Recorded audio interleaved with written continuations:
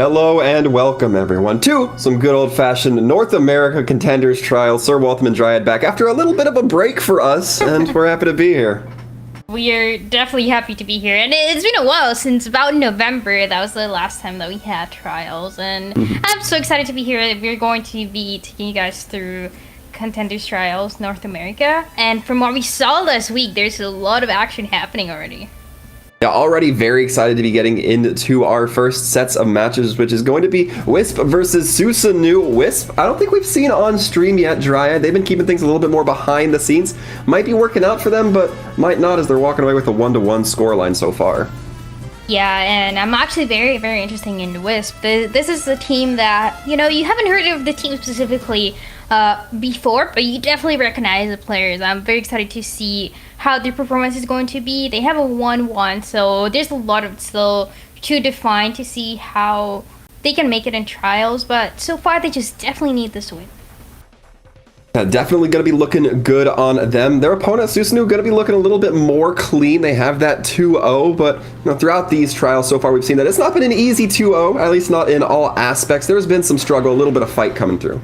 No, yeah, and especially for Susanoo, when we look at them, this seems like it is going to be one of the strongest teams here in trials. They have already had a very interesting performance, but now they have the pressure to keep it up, and I'm very curious to see what they're going to bring. Their DPS lineup, it's like they're very strong, and I think that's where they're relying a lot of that comfortability and that meta so far that we've seen, which is actually, I'm very happy to be back in this specific time of Overwatch because this is my favorite meta. Is going to be your Ryan D.Va, most likely what we're going to be seeing them most of the time.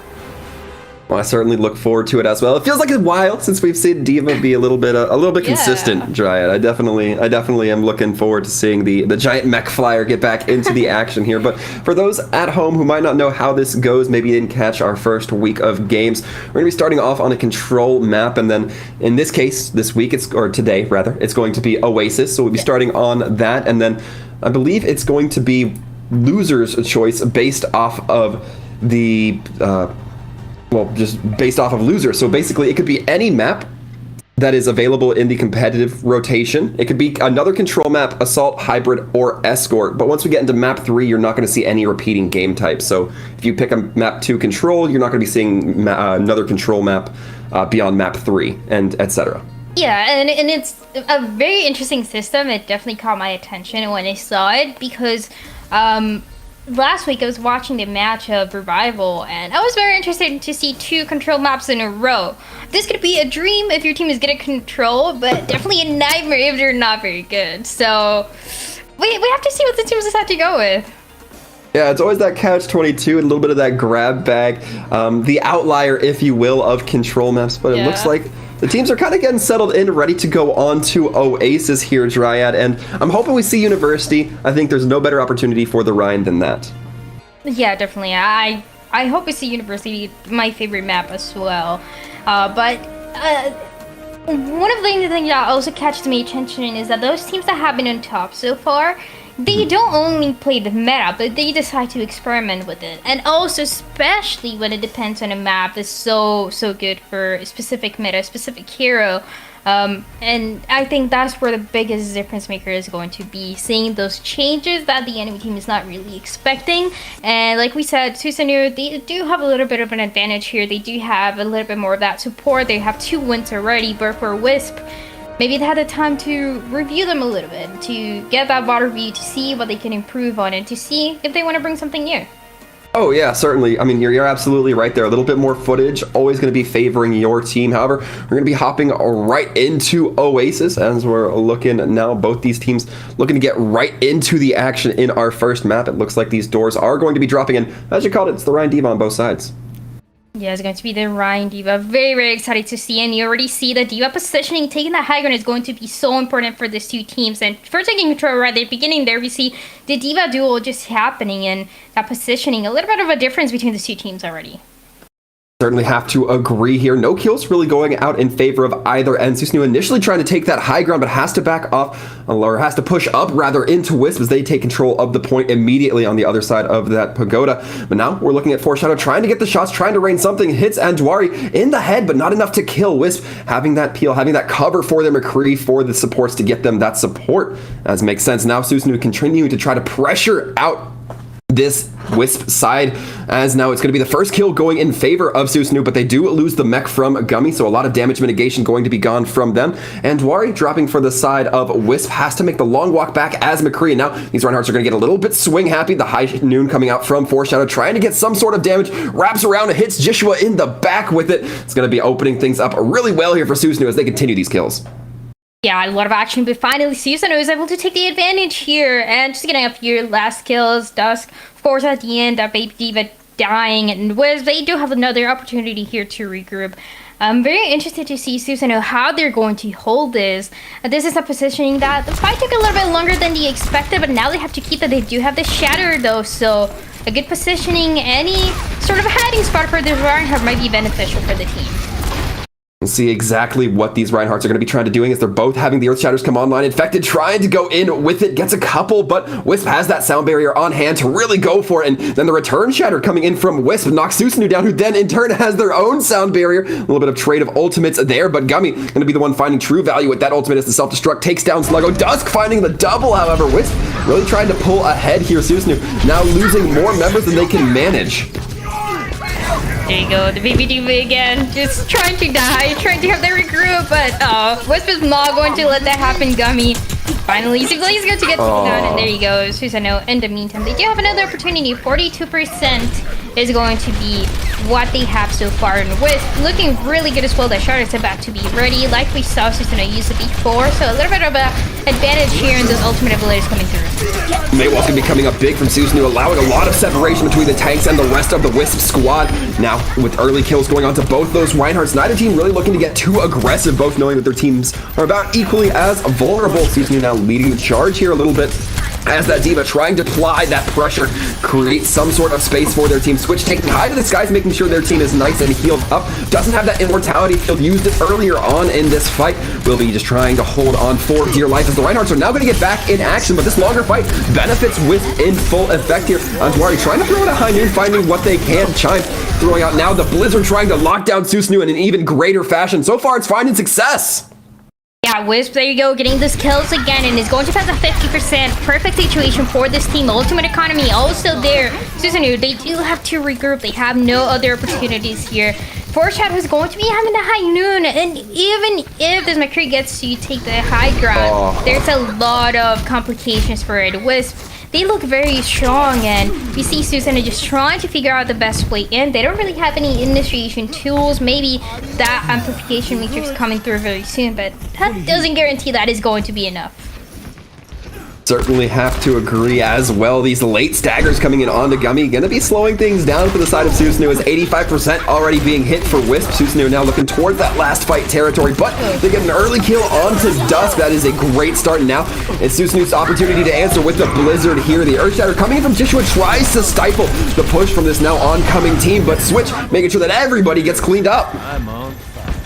And everyone gets taken down with that. Susanoo, they are able to retake the point with the perfect ultimate economy here. Only the Blizzard was necessary, and now Wisp, they got the 96. They only need to win a single fight, and they have a few opportunities to initiate this. They can be able to solo shot going all the way into the backline, along with the sound barrier to be able to push forward if they want to use it aggressively, and there you go.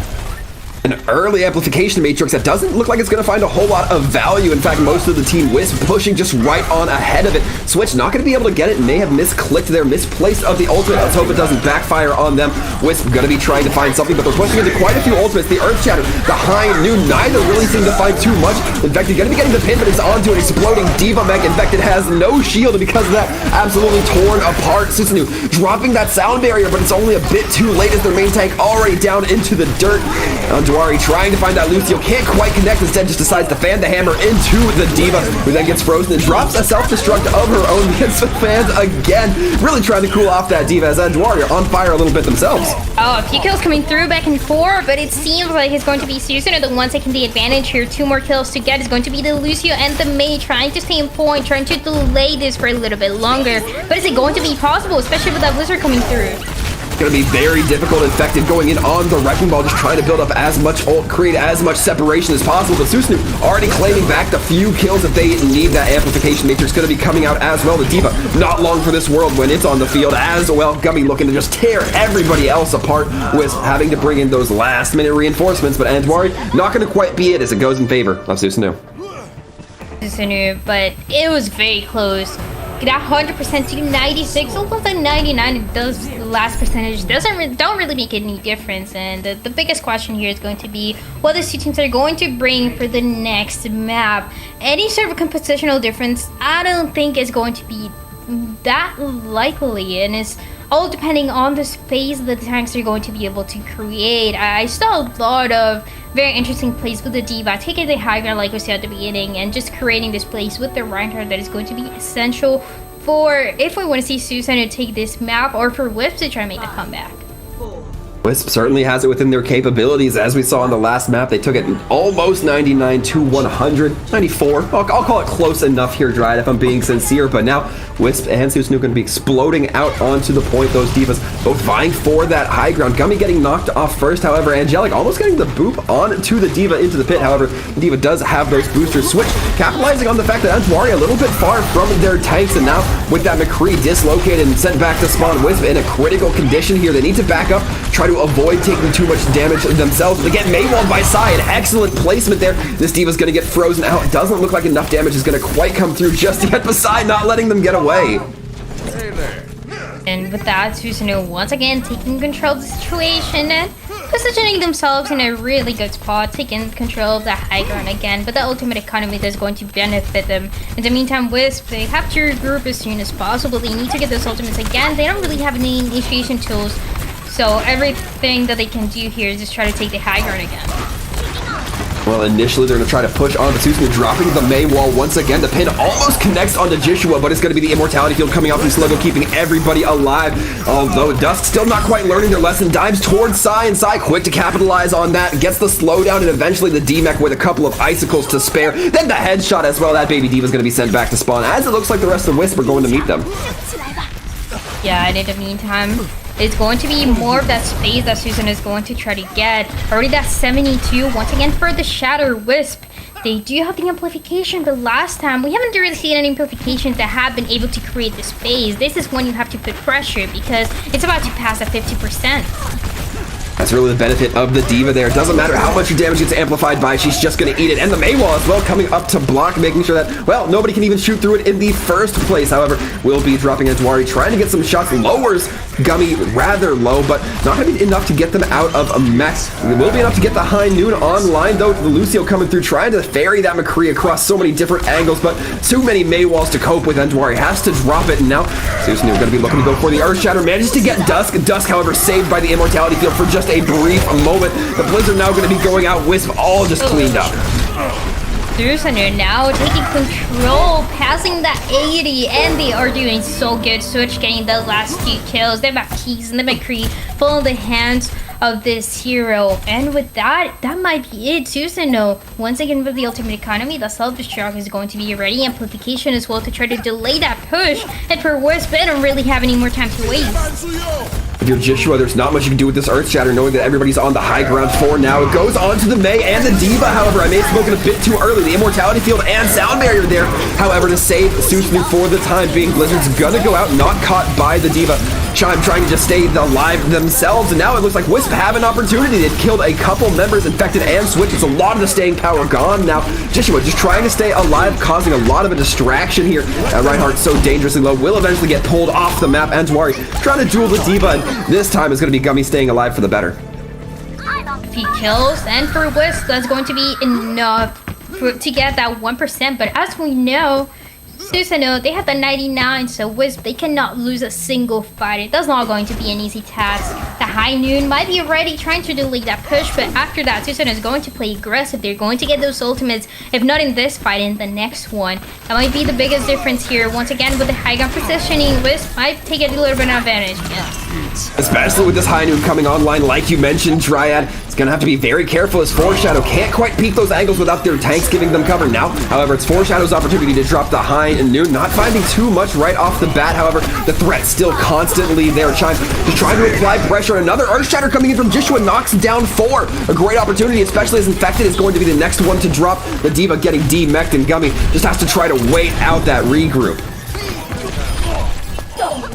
Going to pass at 50% in the meantime, but that's exactly the prediction too. So now that we're able to build those ultimates, and now this is the time where it might be the best opportunity for them to recontest the point. Wisp, they are playing very aggressive. They are taking the best positioning that they can, but Susanoo with the ultimate economy might make the biggest difference. That Blizzard is going to be ready, so a lot of pressure that's going to fall into Dusk trying to eat it.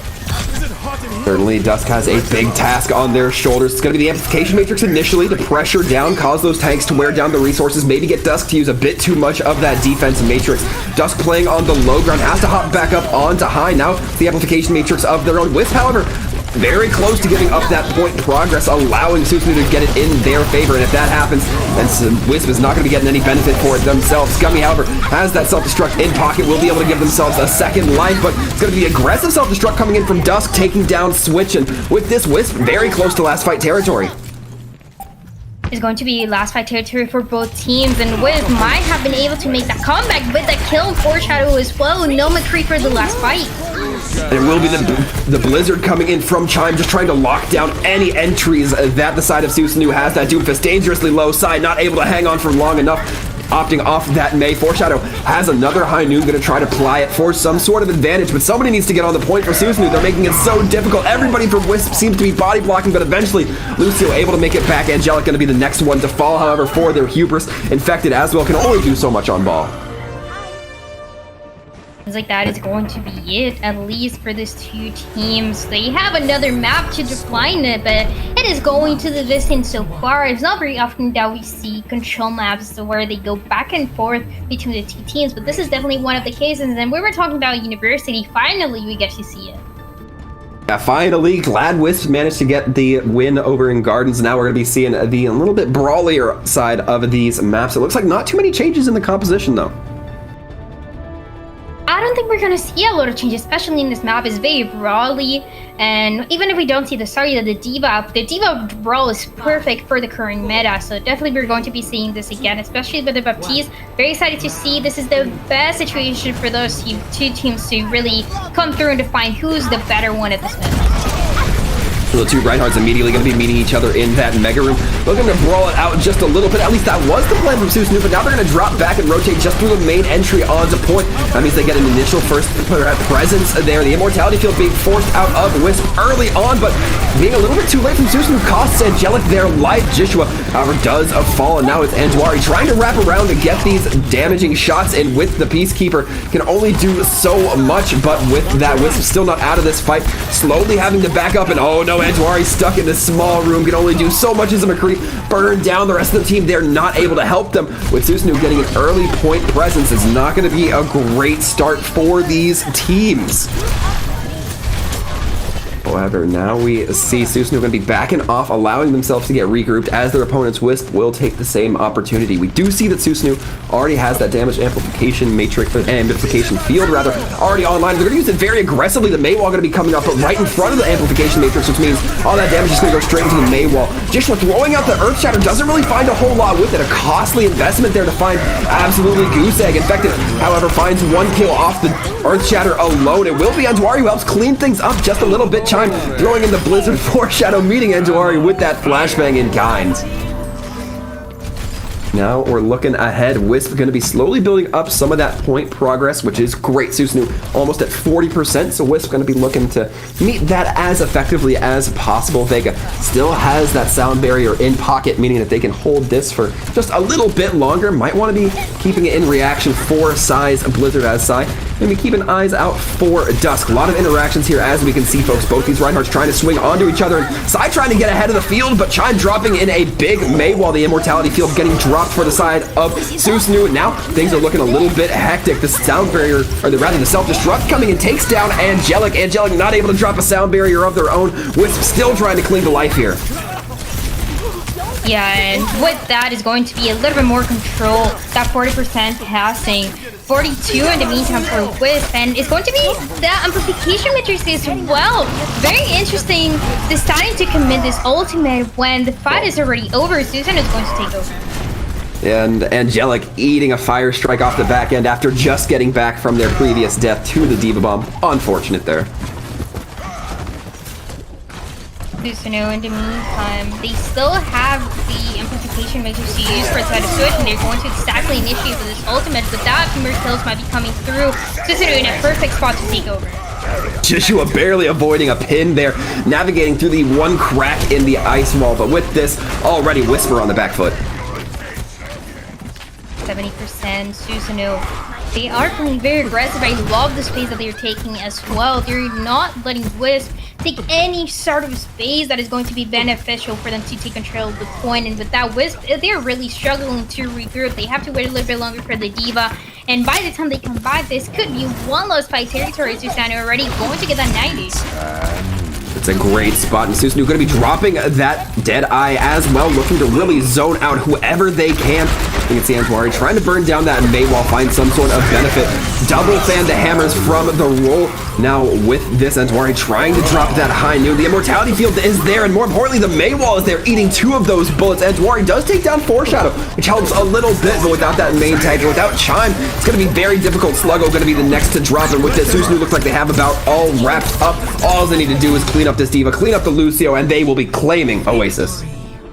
Susanoo, they are able to take control of this first map, but it definitely took them a lot. Even though we expected these two teams to have an even fight, Susanoo were the ones that were expecting to come through. That's exactly what's happening so far. It's going to be definitely a little bit more marked in the future maps that we're going to be seeing. Those hybrid maps definitely are going to define and maybe help a little bit more for this side of Wisp, because Susanoo, even when they don't win every single fight, they know how to win the most important ones.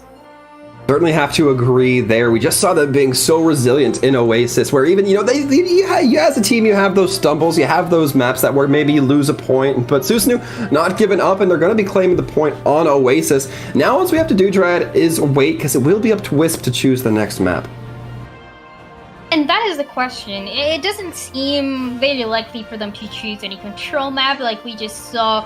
Susanoo are the ones that are winning most of the fights in these maps. And the question is, what kind of map do you want to go for? If I was Wisp, I would definitely go with a little bit more of those payload or hybrid maps that give more opportunities if you're better at defending and you're able to take control of that defensive position from the beginning. Very good approach for Wisp. But, I mean, we have to wait and see, especially what maps they prepare the most.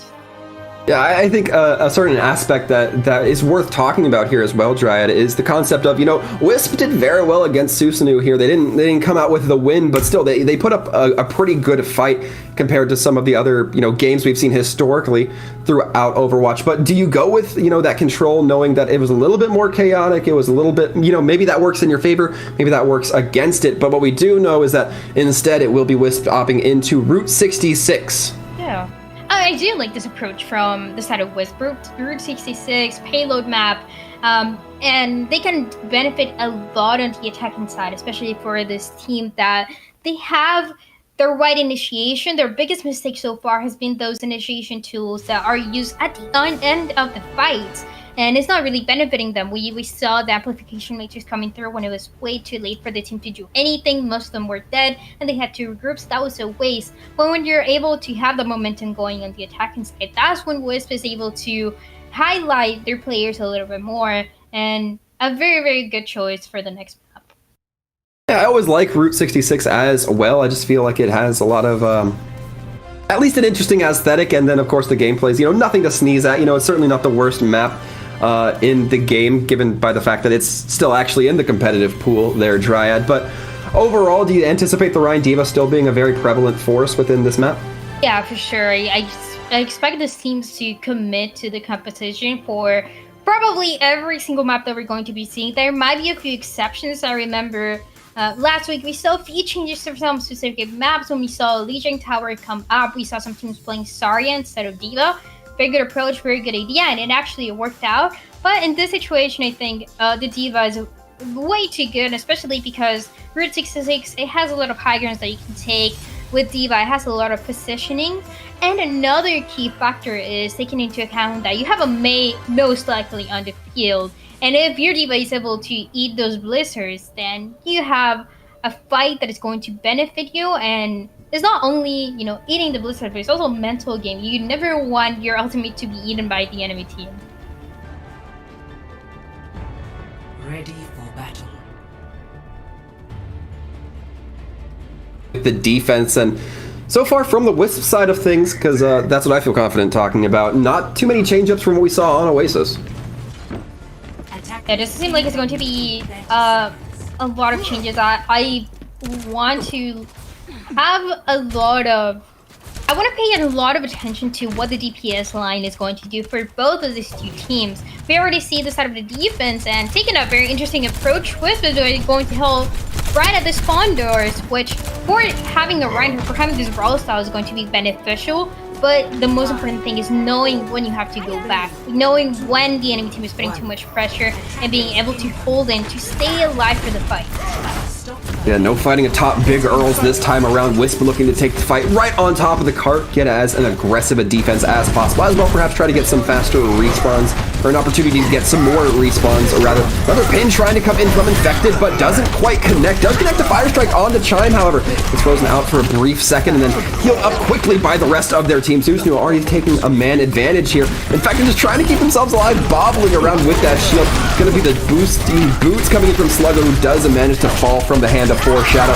As now a lot of fanning the hammer going on in these games, Drive, but it looks like it's finding the McCree some effect. And in the meantime, the pillar is going to be moving. If you are a team that's starting on the defense and you decide to hold the spawn of the enemy team, regardless of if it works or not, I respect your decision, but it's really hard to invest a lot of time with it. That's exactly what we saw from Wisp. Now they have another opportunity. Now they have about one more fight. They want to take control, but the ones playing aggressive now are Susanoo. They do have Simplification Matrix, pushing everyone off the high ground. Very, very good movement so far in Wisp. They have to figure it out now. Yeah, Wisp deciding that they're just going to forego their positioning to avoid a lot of damage coming in from that Amplification Matrix. Now it's going to be Susanoo continue to move this cart. Wisp does eventually take that high ground, but they have to start contesting this cart, which they do by throwing out some of those tanks. We see Foreshadow just trying to keep eyes on whoever might be peering their heads over that so they can be taken off by that revolver. It's going to be the Amplification Matrix coming out now from Wisp, trying to get some more damage in, but now Susanoo's the one taking the back foot, taking a step back and just allowing themselves a breath of composure, Dryad. And just for a little bit, but Susanoo, they do have a really good ultimate. It kind of be the high note coming through, trying to get a few kills, trying to get a few picks, but it's not going to be as easy. Really complicated ultimate to get any value out of it. That's exactly what we're seeing. Foreshadow actually clipping the bridge there on that high noon. Dusk gonna be able to find outside and Switch taken down as well. Chime getting pinned from long down under as Infected goes down as well. Right now these teams looking like they're getting the better of one another, at least, in part. Both of the McCrees are now going to go down, and this is a skeleton crew for both these teams. The Diva and Lucio have to try to get away from Susanoo, get a quick regroup before they get staggered. Oh, but it's going to be the sound barrier coming through, trying to keep this side of Susanoo alive. Really good chatter as well, but doesn't really get any kills. There you go, Drishra gets the kill onto the Lucio, and now it's a little bit more control. Wisp is trying to take over again.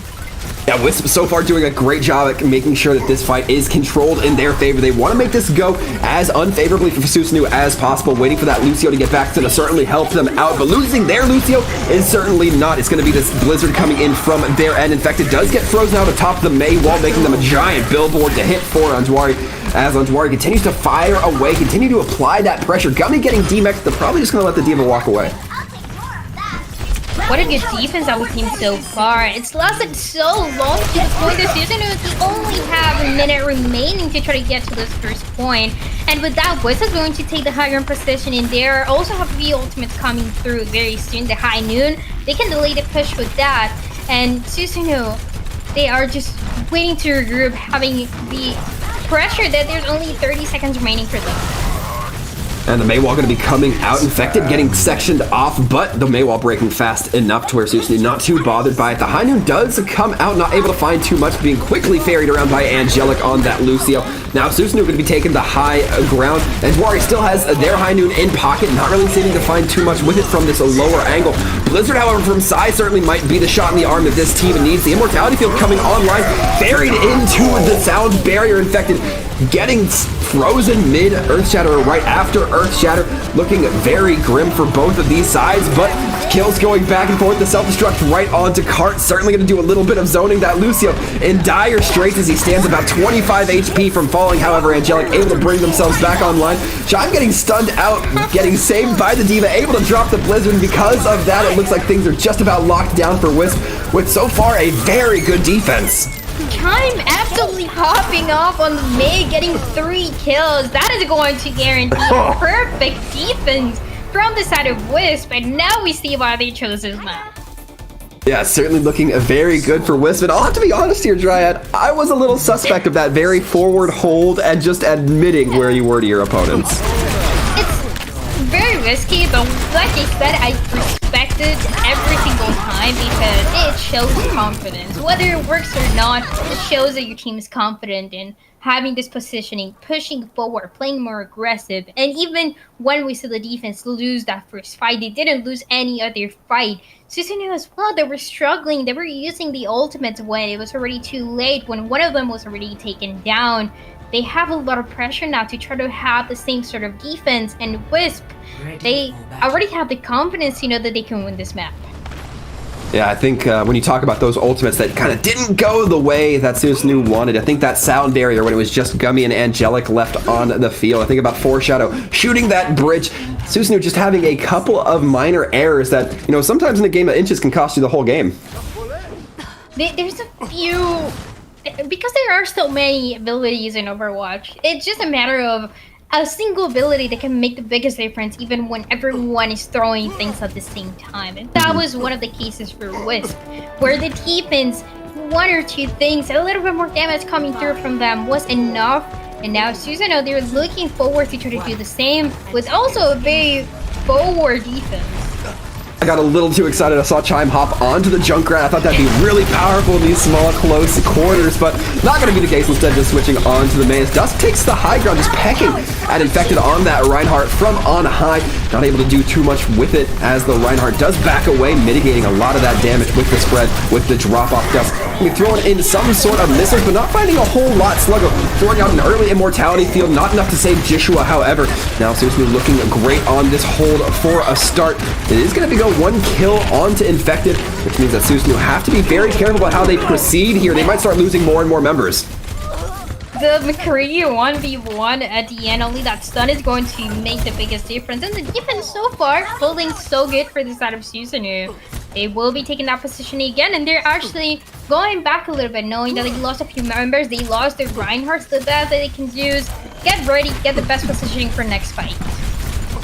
And it's certainly what they're setting up to do. They're sending Gummy out ahead to try to cause a little bit of delay onto Cart now. Going to be the amplification field coming out from both sides. Sluggo and Switch both looking to see who gets the better one. Psy, however, cutting off lines of sights to both of them, but catching Chime out into the back. With that Diva Booster trying to come off, dislocate anybody right into the canyons below. Going to be the Earth Shatter coming out from Infected, landing a lot. Landing on the 5 if my count is correct. And with this, Susanoo sees that as the go signal to push. This is a fight for who has the best defense, and we were talking about Wisp, but now look at Susanoo. They are doing so good, even having a more forward defense than what we saw from Wisp, where it was so close to the doors. Susanoo still, they have to defend for 2 more minutes, and that might be the most difficult task. Using that best rotation of ultimates. They might start with the Blizzard, they might start with the Surface Shot going all the way into the backline, but Wisp, they also have few ultimates of their own. And then Dwari trying to get the Lucio, but misses the flashbang. Angelic still going to be able to walk away, giving their team that support with the sound barrier of their own. And now Dwari stuck a little bit into the backlines, waiting for that Mei wall to drop and really apply that damage. Going to be going out, finds side, does find switch. Now things are looking very good for Wisp. All they need to do is carry forward with that sound barrier. Angelic tries to drop the sound barrier their own, but I believe they got frozen mid-animation. Terrible luck there for Susanoo, as now they have to try to hold on as long as they can. Susanoo, it's not over yet. They still have one more defense. They still have one more spot to come back to hold the defense forward. But Wisp, they finally have the momentum that they've been waiting for. They have the Shatter as well. And if they're able to land that Shatter properly, ideally into one of the supports, take them down before the Immortality, that could be enough for the team to win. The dueling matrix is going to be taking place here, but Susanoo has to try to drop down to get some sort of advantage on cart contest. The Fire Strike going out from Wisp allows Joshua to have that Earth Shatter in pocket. It's all about this cart, and Wisp cannot forget about that. Infected getting shattered from underneath the cart, swinging big. However, both tanks brought dangerously low, neither one getting dropped in this instance, and now things are looking very touchy for both these sides. Gummy throwing a Diva Bomb on high, doesn't catch anybody, but it looks like Susanoo already having their tank line do a lot of the work here, as Infected getting a few more kills in their pocket. 4 meters. That is going to be enough for Wisp to take the advantage. With Susanoo, they are back into the fight and they're holding this defense. Only 25 seconds remaining for Wisp, and this is not going to be easy. They have the Blizzard. They have to try to avoid that Matrix coming through from the D.Va of Susanoo. They also have to try to land a few kills with the High Noon. They have a lot of pressure going on, not a lot of time. And like I said, this is a fight for who had the best defense. And Dwari going to be waiting out that High Noon. Foreshadow throwing it out early. 3 seconds left for somebody to touch the cart from the side of Wisp. They will be making it. Chime has the Blizzard, waiting for the D.Va to get rid of that Matrix. Does eventually throw it in. And Dwari now from down the lane, trying to throw in the High Noon, catch anybody on that high ground, but just can't, as Foreshadow has that Matrix, has to cancel out of the High Noon to avoid taking a few headshots. Now Dusk going to try to get the last few percents for their self-destruct. Does get it online, might be looking to drop it as they're getting ejected. Joshua has the Earth Shatter, just waiting for Infected Shield to drop. Face too much pressure, goes for it, gets the Reinhardt and the Baptiste, as well as just the Mei trying to contest. However, does get the freeze onto Reinhardt, gets the Blizzard, as a matter of fact. Chime not able to be taken down, and with that, it looks like Wisp able to carry the cart all the way to that box. Wisp with the perfect coordination with his ultimates. We saw the self-destruct. It breaks the Reinhardt shield. Then you can see the Shatter coming through. Gets a lot of damage, gets the final kills. Chime as well, getting a few kills with the Mei. And that was just perfect timing for every single ability that they had. Really good job from Wisp. And we can see them coming through. There was a lot of pressure. Both of the teams, when they were attacking and defending, they had very similar fights. But the biggest difference was who had the best ultimate economy and who was able to get the most value out of it. And we now see that as Wisp. That was a rough spot for Susanoo. It was looking so good for them. 30 seconds left on the last push for Wisp. That is a lot of pressure to put on a team. But Wisp able to gain their composure, still keep their McCree in a very lethal spot, and force a little bit of Susanoo to redirect that attention. Worked out extremely well for them. I'm very excited to see what the next map is going to be. Susanoo, they now have the opportunity to choose what they're going to go with, and I'm feeling that, a control map for them might not be the worst idea. We saw them do really good, and we saw them winning a little bit more fights when they were on that control. So the possibility to bring it back is there. Certainly is, Dryad, but we're going to give these teams a little bit of time, or rather, we're going to give Susanoo a little bit of time to figure out what they want to play on, as we will be taking it to a short break, folks, so make sure you stick around.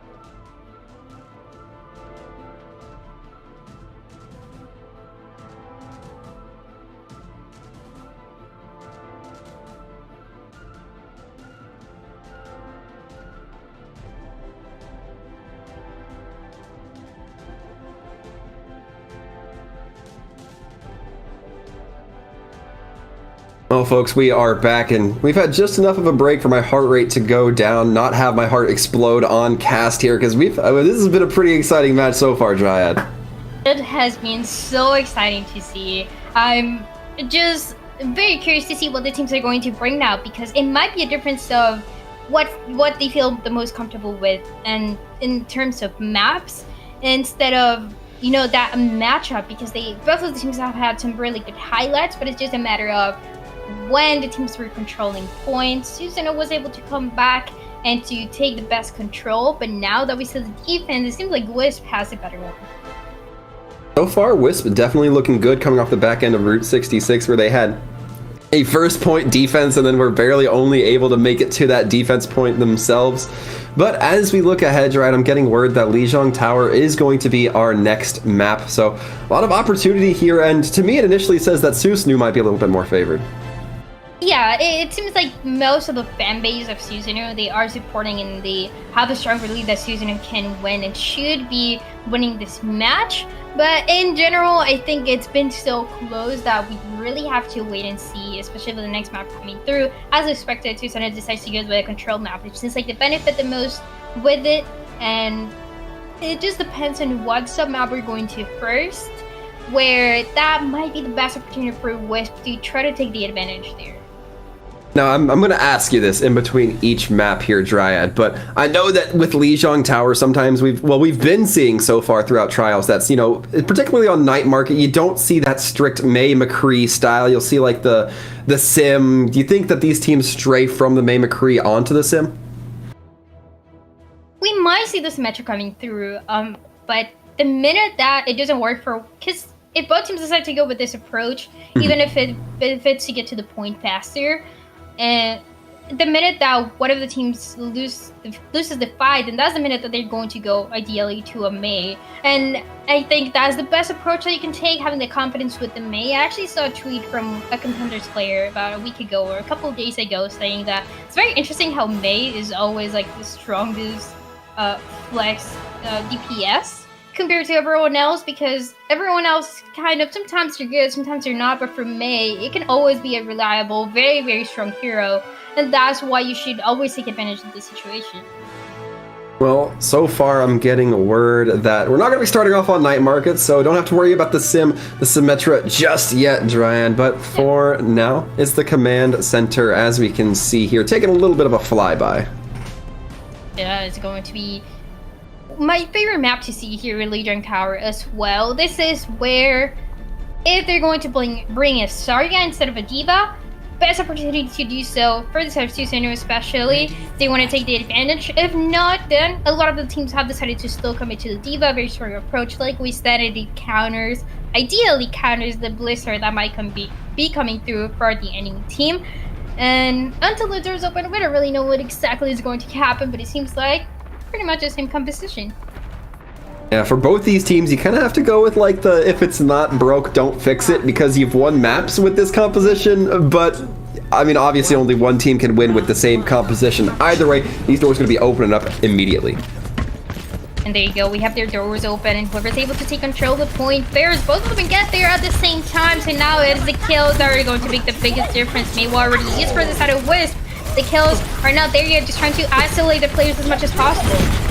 So far, isolation coming in from both sides, but neither one really able to get too much capitalization off of it. Gonna be D-mech'd early on as Foreshadow takes down Jishua, and Infected dropping in kind on the other side, landing the Icicle, but it's Foreshadow who helps put that final shot into the chest of Vega, and right now, it's looking like Susanoo gonna be starting to build up some percentage. Susanoo, they do take control of the beginning of that percentage, but now Wisp still coming into the fight, and is actually working out for them. No speed for the Lucio getting taken down. Amplification is about to be ready as well, and there you go, Wisp still playing very aggressive here.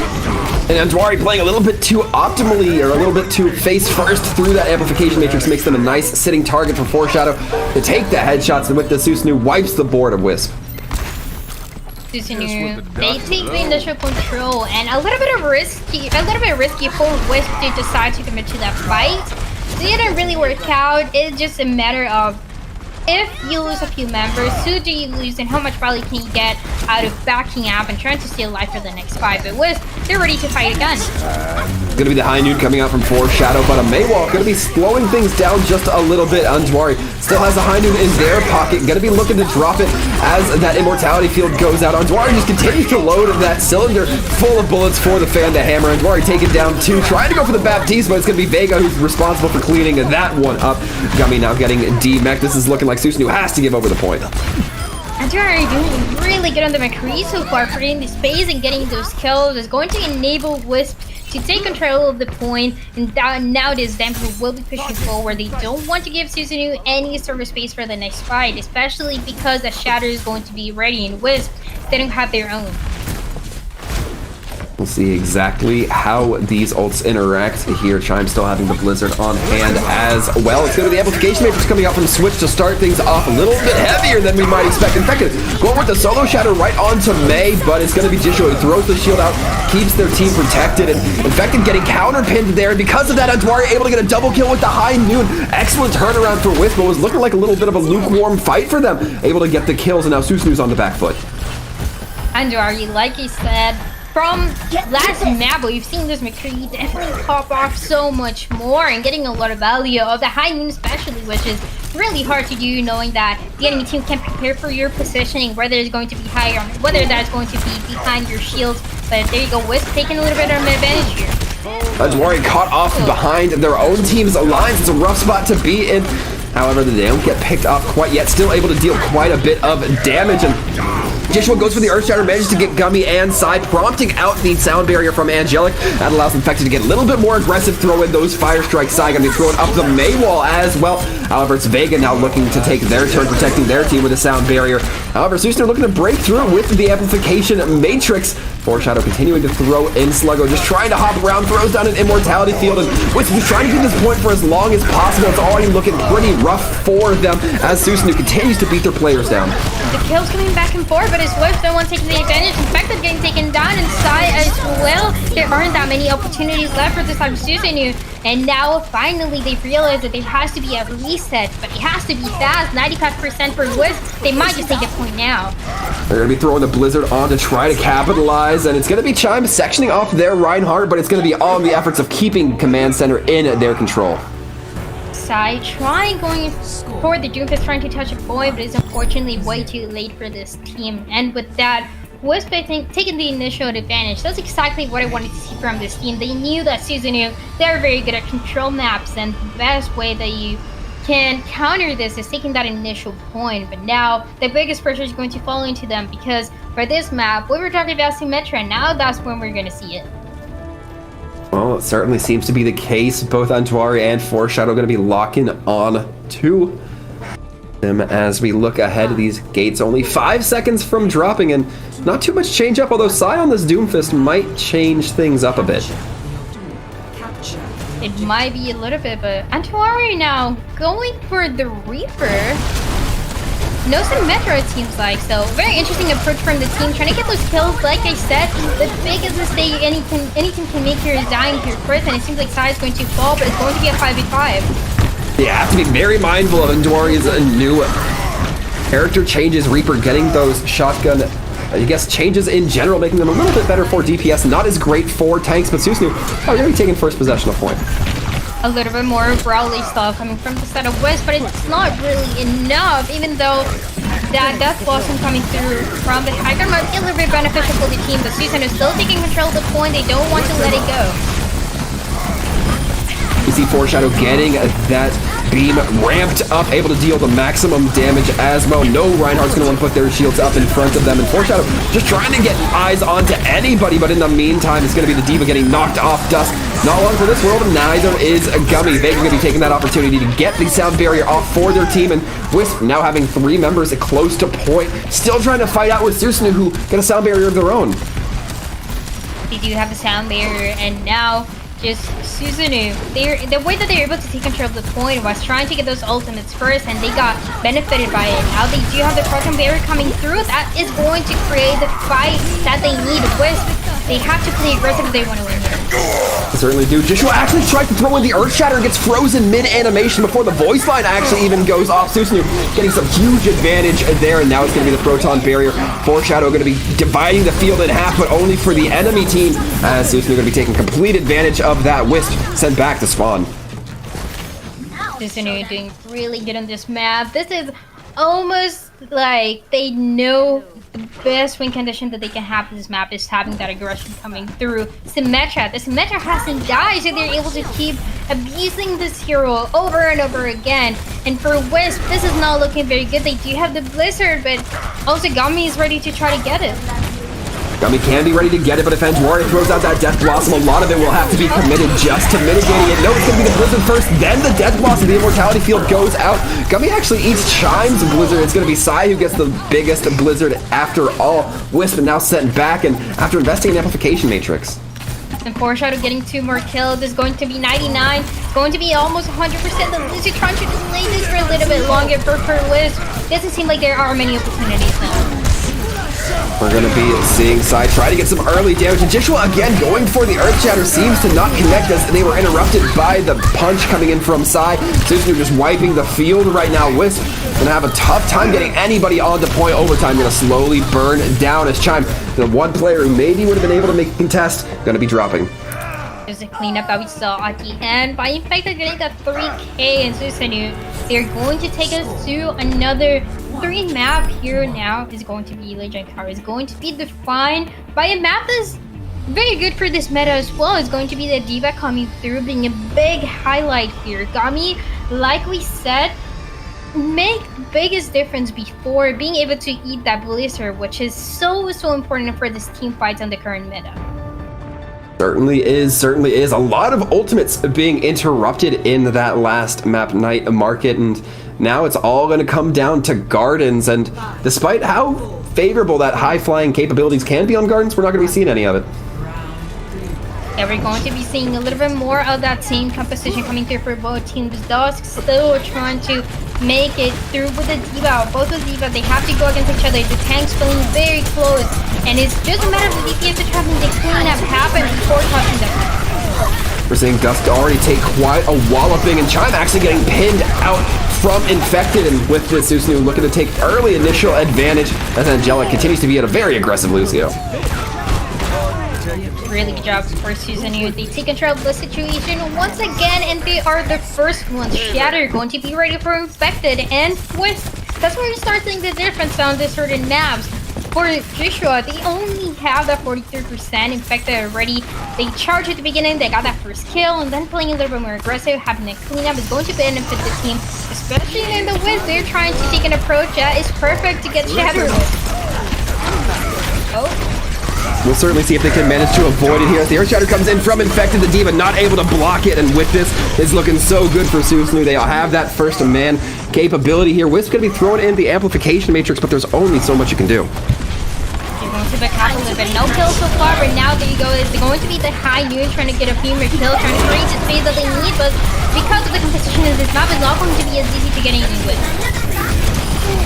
Certainly is not. Now Sai going to be trying to lock down anybody they can, but the shield from going to be Joshua looking a little bit too dominant here as we see Susanoo trying to make it count. Wisp going to be receiving a sound barrier, however, giving themselves a little bit of a shot in the arm. Sai, however, looking to slow down the tempo with a Blizzard of their own. They're going to be making sure Foreshadow does not get that high noon off, and with a big main wall coming in, at least trying to come in from Angelic, trying to section off that sound barrier from the rest of the team. Doesn't connect, however. Now Wisp has the opportunity to really push forward on the few remaining members. Going to be that 70% as well, and the cleanup coming through. Once again, Susanoo popping off in this control map, then we definitely see why they play very aggressive. And for this specific map, this is the hardest map to try to take back after the enemy team took it. We are seeing this from Susanoo. They are struggling to come back in. The white room doesn't give them a lot of space. The Shadow is going to be ready. The best opportunity for Wisp is going to try to see if they can block it and try to push with the Blizzard. They're gonna have to certainly try here because things aren't looking great. Vega able to speed boost themselves past the Mei wall, but not much of the rest of their team. Dusk getting off the self-destruct. Claims 2. That's a big start here for the Wisp side. Gonna be the Blizzard dropped as well, allowing Wisp a little bit of entry room. Antoine not able to land too many shots with a giant block of ice in front of their face, but as soon as it drops, able to take down Foreshadow. This DPS matchup definitely looks to be going in favor of Antuari. Yeah, Josh did a really good job, but is it going to be enough for this side of Wisp? It seems like this is going to be just a cleanup with Susanoo. With already the 99, they only need one more fight. Wisp, they have a lot of pressure. They can't lose members, but that's going to be detrimental for the future fights. And the longer that these fights last and benefit this side of Wisp, the better it's going to be for the team. Ideally, they just want to make it 2 very clean fights for them. Ideally may not be reality here, Dryad, as Wisp still has quite a ways to go. Antuari has that high noon in pocket. Angelic almost getting knocked off the edge, however, able to wall ride themselves to a little bit of safety. D.Va able to eat most of the bullets from that high noon. Gummy playing their role very well there. Able to take the retreat, as now it's going to be Foreshadow who tries to drop the high noon, but gets a much worse deal as Chime puts an icicle through their skull. And with this, it's going to be Wisp who continues to take up that point progress. Gummy also trying to get a reset as soon as possible before it's too late for this D.Va. Wisp, in the meantime, holding control. They had the fight that we expected from them, making it long and also being very, very beneficial for the ultimate economy of this team. Now they have the Shatter to initiate with Infected. Doesn't have it yet, so a little bit of those roles swap from what we saw earlier. As we now see Susanoo going to be getting very aggressive with the amplification matrix, looking to get onto point, and once they're there, they can throw out the Blizzard. Sai has free reign to just try to lock down the opposing team, especially as that D.Va matrix gets more and more worn from the side of Dusk. And we're going to be very careful looking for the opportunity. It's the D.Va versus Mei. Counterplay coming through here. The Mei wall coming in, trying to get the freeze in, but Chime throwing in a D.Va Blizzard of their own, and both sides dropping a sound barrier. The high noon trying to come in from Antuari, not going to be doing much but a reload there, and Wisp, despite the investment from Susanoo, able to hold. Wisp are doing really good so far, once again taking control of the situation, and with that is going to be that 96. That's going to happen at the best time for Susanoo, so now we have the Wrecking Ball just trying to delay getting taken down. It seems like this is going for the side of Wisp. Angelic just trying to wall ride their way to some sort of victory. Sai coming in on the Doomfist, taken out almost as quickly. Now it's the Matrix coming in to try to increase the damage, speed up the completion process of this overtime. Dusk going to be chasing down their counterpart in that opposing D.Va, Gummy, who does drop the self-destruct. Can it find anybody? No, in fact, it does not. Only catching off the back half of the point. Nobody there anyway. Infected once again peeled away as this Wrecking Ball. Dusk quick to catch, Sai dealing a little bit of initial damage before they even get onto point.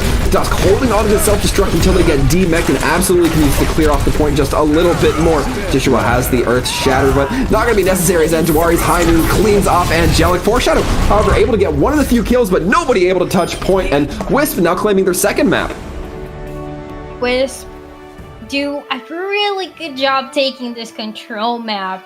Susanoo, it seems like they chose this map because they could take the advantage, but that wasn't possible when it Wisp. They made a perfect comeback, especially on this last stop map, where the minute that they took the point, they had the ultimate economy, they were throwing the shatters, they were throwing the self-destructs, and we saw Dusk, even for a little bit, getting those 2 kills, making the biggest difference. So a lot of impact that Wisp is having, and my favorite thing about this team so far is that they are so good at adapting. We see that they are struggling. Susanoo gets to 99, and now after that they switch completely. They play more aggressive. They are the ones that initiate first. They don't waste a single ultimate, and with that they are taking us to match point.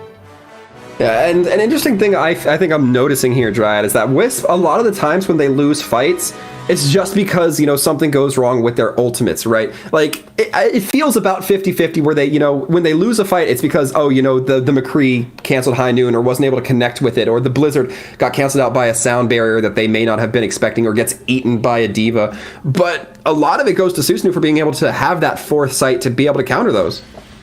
Yeah, definitely. And that 2K that we saw happening from the start of D.Va after it was a 3K without the self-destruct was very interesting, because that might have been a mistake from the enemy team, where we saw the Mei wall not really enabling the team to go around and try to protect themselves. And because that happened, it went over the wall, and it was a little bit too late for them to try to protect themselves. That allowed Wisp to try to make the comeback and to hold it for a little bit longer. So if they're able to keep this performance, they have this match already won.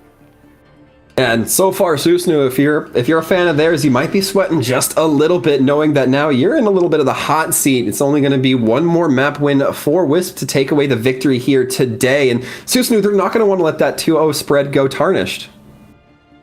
Yeah, and I just think that if you are Susanoo, you're a little bit concerned because this was your map pick, and you weren't really able to get any value out of it as much as you wanted to. So if they thought that their strength was just control maps, what is going to be the next approach for them? It has to be something that, if playing to your strengths didn't benefit you, now you have to play to counter the enemy team. So that means playing a map that Wisp isn't really prepared for, and that's just a matter of the scrims that they had with each other, the information that they were able to get with each other, and last week of trials where they were also able to evaluate your enemies a little bit more.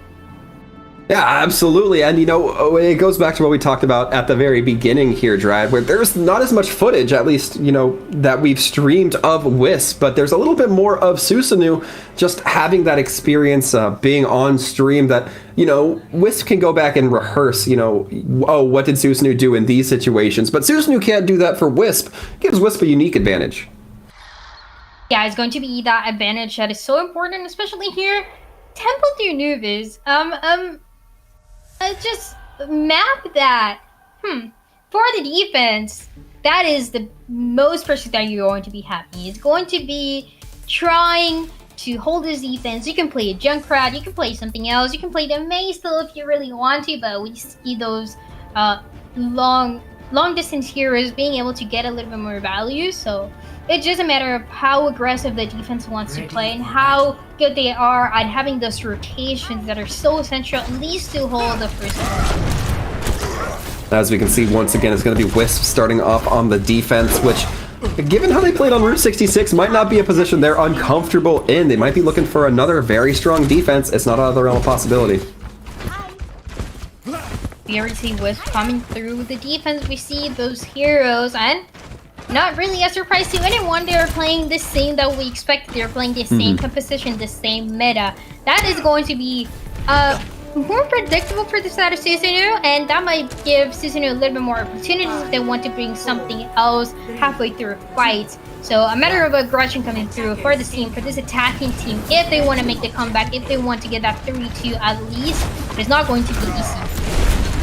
Certainly will not. Going to be the Maywall coming in from the side, buying a little bit of space, allowing for Susanoo to go into the side hallway and meet Wisp a little bit more face-to-face. Foreshadow trying to land a few shots, does hit the Lucio, but not able to follow up too much damage on it. Foreshadow now getting sectioned off by the Maywall, but Wisp not able to take too much capitalization there. Susanoo having that immortality field allows them to keep alive and be a little bit more aggressive than they might like, but you have to be very careful. Joshua already very close to the Earth Shatter, might be going for it here, actually dangerously low, so probably going to be keeping that shield up. And now these teams kind of breaking in formation. Infected gets dropped, no shield to protect now the side of Susanoo. Yeah, Susanoo in the meantime, and we can see Wisp already having that participation matrix, and this is just a cleanup. Wisp, they are pushing forward, they're getting those last kills. They don't want to give Susanoo any sort of space, any sort of comfort. They are ready to win this fight, they're ready to win this match. Yeah, and you might think that was a pretty costly investment of Joshua to just throw in that Earth Shatter, but already we see Wisp very close to quite a few ultimates in their pockets. Susanoo looking a little bit lagging in that aspect, but Susanoo are going to be taking up this side room once again, trying the good old tried and true method. And Tuari holding up in the way back, ready with that dead eye, knowing that Susanoo have to try to fight in this area, and they throw in that Maywall early. Well, it only works better for the side of Wisp.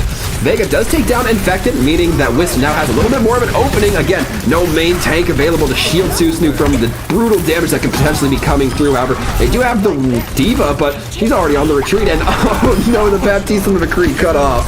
Lucio from Wisp absolutely popping off, getting 2 kills, and being able to come back with the team with that speed, with that healing, always having control of the situation. This is essential for the defense, like we mentioned before the match started, and for Susanoo, they have the opportunity to go again, but not a lot of initiation tools. The High Noon not going to be able to create enough space.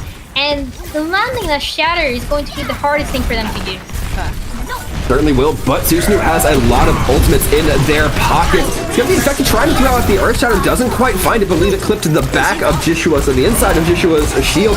And Dwaria just holding on to point, firing shots onto that little pagoda area as the self-destruct going to be coming out from Dusk, causing Susanoo to be a little bit uncomfortable on that positioning. They do eventually have to back up towards their point. They're going to have to be a little bit more direct in holding this Dryad. Really good rotation from the side of Wisp. They know they have to back off to point because Susanoo is taking space, and now rotation is coming through, trying to push forward. But Wisp, once again, really good defense. Now they have to come out. They certainly do, but they're going to have the help of an amplification matrix. 2 ticks already given over to Susanoo. It's going to be the self-destruct coming in from Gummy. Takes down 2, or rather 1, and the Immortality and Diva mech as Foreshadow looks to clean up, swinging wide, swinging in from the spawn. And with this, Susanoo look like they have about secured first. And as I was saying, that was a really good rotation from Wisp. They were able to protect themselves and just stay alive, but then they took a little bit too long to come back out, and with the main wall coming for Susanoo, it made it impossible for them to get any value. Now, Susanoo, they're warm up, they're playing aggressive. They certainly are, but that aggression might have just been the downfall of Infected. However, still just the first push of potentially many coming through here. Wisp gonna be looking to keep their team healed up as Susanoo now stuck in this side room with a little bit of discomfort. They have to figure out the best way to come back, and for Wisp, but now they're in that position, in an ideal position to play more aggressive and to deny the speed that Susanoo was trying to get on that first fight that tried to happen really fast, especially when you have that Lucio on the field. Susanoo, they don't really have any ultimates that are going to be beneficial, as the amplification metric is something that, especially in this map and in the second map, it's easy to avoid.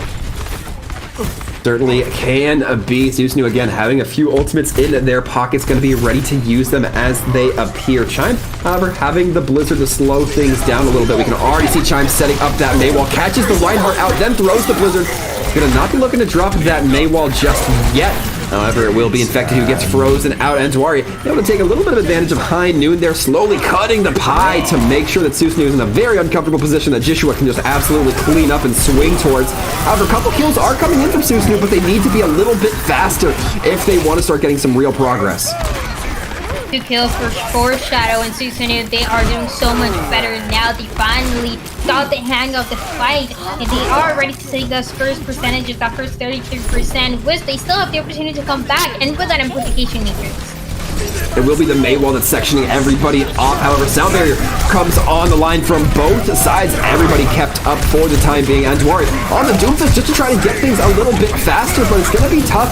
You don't have that one-shot potential as threatening when you have that May that can lock you down so effectively. Chime on the Tracer just trying to cause any sort of disruption, but instead meets the bullet of Foreshadow, as does Andwari, as does Vega. And now the points all but clean up for the side of Susanoo. I was very excited to see Foreshadow, and finally we were able to see a little bit more highlights coming through Susanoo. They're able to take control of the second point here in this map, and with that Wisp, they have enough time to prepare to decide if they want to play more aggressive, and with that, have a little bit more time.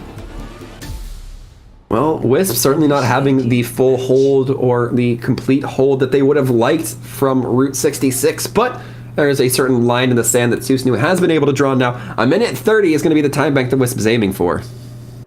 Yeah, and this is a map that puts a lot of question marks on how the teams are able to perform. You already saw the initial attack from Susanoo that worked out really well, but at the beginning they were struggling quite a lot to pass through the defenses of Wisp. And like we saw before, Wisp is already known for having a very decent defense on maps like this, so now they have to be able to do the same thing on attack, which might not be as easy as it sounds. Certainly not. Anubis can be a fickle map at times, but we are seeing that Susanoo going to be holding down with their tried and true composition that they've been playing thus far, Night Market notwithstanding. Check this out. And we do have to wait for the doors to open, but for Wisp, I think they are very good at having those initial aggressions. They might try to get a single kill with the Widowmaker, see if that works out at the beginning or not. But no, it's going to be a little bit more of the same. Chime once again going into playing the May, and I think Chime has made the biggest difference on these two teams. playing more aggressive and getting more kills than Sai, even though Sai has also some really good moments. Have to agree there. All the DPS in this game seem to be playing very well against and towards their counterparts, as Susanoo now just being trying to be the ones to hold this doorway a little bit more aggressively, and Wisp really taking their time, allowing themselves the opportunity to get gathered, allow the cooldowns perhaps to come offline for themselves. Susanoo throws out an immortality field, but it's not enough to save them. It gets torn down rather immediately, and just like that, they are losing members at a hemorrhaging rate. Andrew getting 2 kills, and that's going to be enough. A big mistake committed by Susanoo, and that's going to cause them most likely this whole point. That percentage already being won from the side of Wisp, and they're going to have a lot of time for the second point. This is an ideal situation for this team, and like we said, they just had to play more aggressive, and they're definitely doing it now. They certainly are. I love the time they took on that first point push, just get their walls up, get their cooldowns online. And now another Maywalk coming out from both sides. Enough time for the side of Wisp to tear down the opposing Maywalk coming in from Sai. As Wisp's now stuck in this side room, their shields looking a little bit wary, their cooldowns perhaps not there. Most importantly, Sluggo not going to have that immortality field, as it did go during the Maywall intersections. Now Wisp just trying to hold the small room, fishing for a couple fire strikes, but no damage so far. It's going to be the amplification matrix coming out, as is the Maywall. The May Blizzard comes out rather aggressive from Chime, but it doesn't quite get caught by Gummy. A great opening here for Wisp. They can really start to get some advantage, some headway in this time bank. And Jwari gets the D.Va demeched and drops the high noon. With that, it's going to be tearing down all of infected shields, courtesy of the sound barrier, keeping them alive. And now Wisp in a very good spot already, getting that first tick, looking for the second Dryad. Anjari with a perfect positioning, with the McCree protecting themselves and also getting those kills. The Shaggy so really good. It's able to connect with Wisp, but that might be the comeback that Susanoo was waiting for. Certainly was. Just one Earth Shatter's all it took for Susanoo to regain their footing and make Wisp lose theirs. That was really good from Wisp though. They were able to get 2 takes at 66, a little bit more than the 66%. And now Wisp, they still have a lot of time. 4 minutes 30, that's more than enough in this map. That regroup is going to happen for them, but they were able to get those ultimates again, which is so important. They definitely are going to be needing that immortality and that amplification matrix coming through. That might just be enough, because Susanoo, they just used the blizzard that they needed to. Now Wisp has the opportunity in their hands. 4 minutes still on the clock for them. They're still quite a bit ahead. It's going to be the amplification matrix coming in from Switch. Infected goes for a deep pin, misses, and instead just takes themselves a little bit out of the fight. Not going to bother Foreshadow, as Andwari is the next to fall. Infected, however, does get taken down, but you got to wonder, is this enough for Wisp? They're going to be throwing in the Blizzard to try to make it happen, but it looks like they already may have lost too many members given that quick Defender's respawn. Yeah, it's going to be that Defender's respawn. Always benefiting this map, especially that second point. A lot of time remaining still, so Wisp, they're not worried quite yet. They only need another 32%, and that is it. That is going to be enough for the team to take it to yet another round. Susanoo, in the meantime, you want to create a lot of space, because ultimates, they're about to be ready, but not there yet. As we can see here, Antwari getting that high new Jishua very close to the Earth Shatter, as is Infected. So both these teams going to be having very similar ults in those capacities. As now Infected goes for the Earth Shatter, but gets bobbled just a little bit, and because of that, Jishua able to go for a nice easy block. And there'll be the May Freeze coming in from Sai, able to lock down a lot of Wisp, slowing them down through their rotations, but they will eventually get relocated going into the side room, just trying to find anything, as Wisp now has 5 ultimates on the board. Susanoo has a few to cope with, but it's going to be the Maywall coming out, the amplification field, once again, to no big surprise, able to go on a line. Sound barrier coming on early from Vega, Angelica as well, throwing theirs in. Now the May, Blizzard coming out only from side. Chime doesn't quite have it online. Dusk takes down Foreshadow, but again, these kills need to come in a lot faster for Wisp if they want to get advantage. Sai was waiting for the perfect moment to try to use that Blizzard, and it worked out just for a few seconds, because Wisp, they're back in the fight and they're playing very aggressive. They are about to take a 33, and now it's just a matter of Susanoo trying to touch a 3. And with that D.Va self-destruct, there's no Rhine shield to guard it, and with that, Andwari has to take the fall there. The Wrecking Ball coming on a line from Jishua, just trying to create a little bit of a disturbance, but it's dangerous when you're playing a Desai on this Mei, as now those icicles are looking to go out. Dusk getting D-Mech, Sluggo's Immortality Field getting brought down. Sai trying to stay alive, does manage to bring down the Wrecking Ball, and with this Wisp, again, so close, but so far. The Stallion Heroes always benefiting that second point. It was the Wrecking Ball and everyone trying to touch. Working out at the end of the day for the set of Susanoo. Wisp, they were so close, but now they don't have a lot of time. They have to make it work. They used quite a lot of ultimates thinking that they could get a lot of value, but it was that D.Va bomb that we saw from the set of Gummy. What benefited the set of Susanoo so much, now they have to do it again. Certainly do. Wisp has the amplification field online, but an early kill onto Infected. The immortality field actually cut off by the Mei wall. Excellent play there coming in from Wisp, and now they have the advantage. They're going to be taking full capabilities here. Chime sectioning off that small room, making it to where just the Mei needs to be cleaned up. It's going to be the High Noon coming out from Foreshadow, trying to put a lot of pressure under that Rhine shield, but the Rhine shield going to be broken before it cracks, and with that Foreshadow now getting 2 kills. It's going to be the Sound Barrier coming in from Vega, just trying to keep everybody alive, but Susanoo trying now to dissect their opponents. The Blizzard clearing off point for just a little bit. It's going to be the Mei Icicle form coming in and just barely touching, getting toes on point to contest. 40 seconds left, and Wisp has to back off. This is a very unfortunate situation for Wisp. They have been getting so close every single time, but Susanoo just comes back right in the perfect timing, and this is the last opportunity that they're going to have. 30 seconds. This means one last fight. No one can die at the beginning. Wisp, they're going to use the High Noon. They're going to try to get a few kills now. And they will find it onto Angelic. That Lucio not going to be able to reposition and heal up their team as effectively. Dusk actually eating the Blizzard of side. That's huge for the side of Wisp, but they're going to need a few more kills. Looks like this certainly might be a great way to start. Jishua going in with the Earth Shatter, takes down the McCree. The Fire Strike to quickly follow up, and that Lucio trying their best to stall out. Vega taking out 2, putting the DPS in the hands of the supports, making a 3rd as well. Overtime ticking down, but the respawns are starting to come in from Susanoo. Sai on this Doofus, going to be stalling out for a little bit, and Vega's putting together a fragging montage right about now. Nobody able to touch from Susanoo, and Wisp does get the second point. Vega getting that 4K right at the end. Perfect timing for this Lucio to be able to pop off, giving Wisp yet another opportunity, yet another round at least, for them to try to guarantee that Susanoo is not able to take the win, and that might be a little bit more difficult, but Wisp, it was just, they had their right initiation over and over again, but then they couldn't commit till the end because they got taken down. And Susanoo, even when they weren't the ones initiating with those ultimates, they were able to use them right in the middle, putting a lot of difficulty for Wisp. So that is the biggest mistake for them. For Susanoo, they're not initiating, which sometimes they should be initiating, and for Wisp, we see them struggling halfway through the fight and not being able to commit till the end. That's why they took a little bit longer. Well, for Wisp, it's all a question of can they force out the draw here. They have no time left in their time bank Dryad, so unfortunately they're not going to get a second go at it, which means that they're going to have to try to make Susanoo basically fail their full attack. Yeah, that is...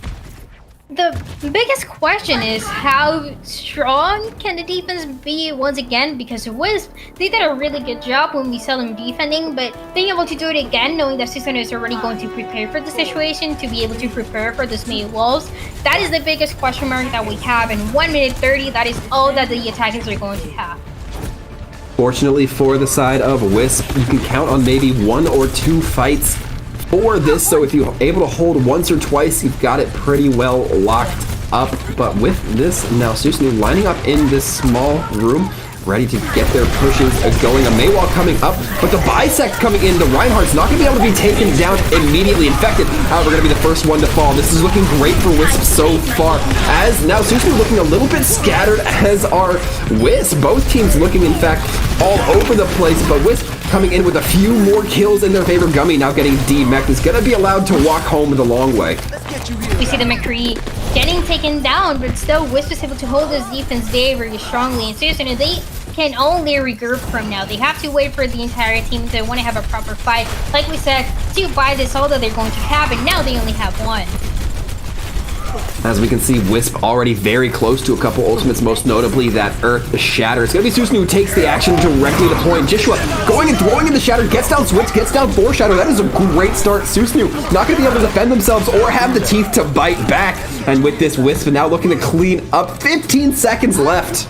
It seems like it's going to be a draw. 10 seconds. I don't know how much Susanoo can do now. They're going to swap into those heroes that are a little bit hard to kill. It's going to be that Wrecking Ball, but I don't think it's going to be enough. Really good defense from Wisp, and they also have the Sun Barrier to see a lot. It's going to be Gummy who's able to touch point on that Devo, taking the long way around. Chime does drop for the defense, so a good opportunity here, but it's the sound barrier keeping people alive. It's going to be Psy throwing in the Blizzard, and that might have just helped Susanoo to lock and secure this point a little bit. Infected, however, getting taken down, and the sound barrier comes online for Susanoo, only catching 3 Foreshadow, Angelic, and Switch, but overtime continues to tick down, and somebody's going to have to stay on point. Angelic trying their best to wall ride his Lucio, be sticky, be greasy, avoiding the damage from this defending team, but slowly but surely Susanoo's getting the reinforcements they need, Dryad. That might be it. Everyone from Wisp, they have to stay on point if they want to win this, if they want to at least get to a draw. But oh no. A lot of kills coming through. Those ultimates might be enough in Wisp. They're doing it.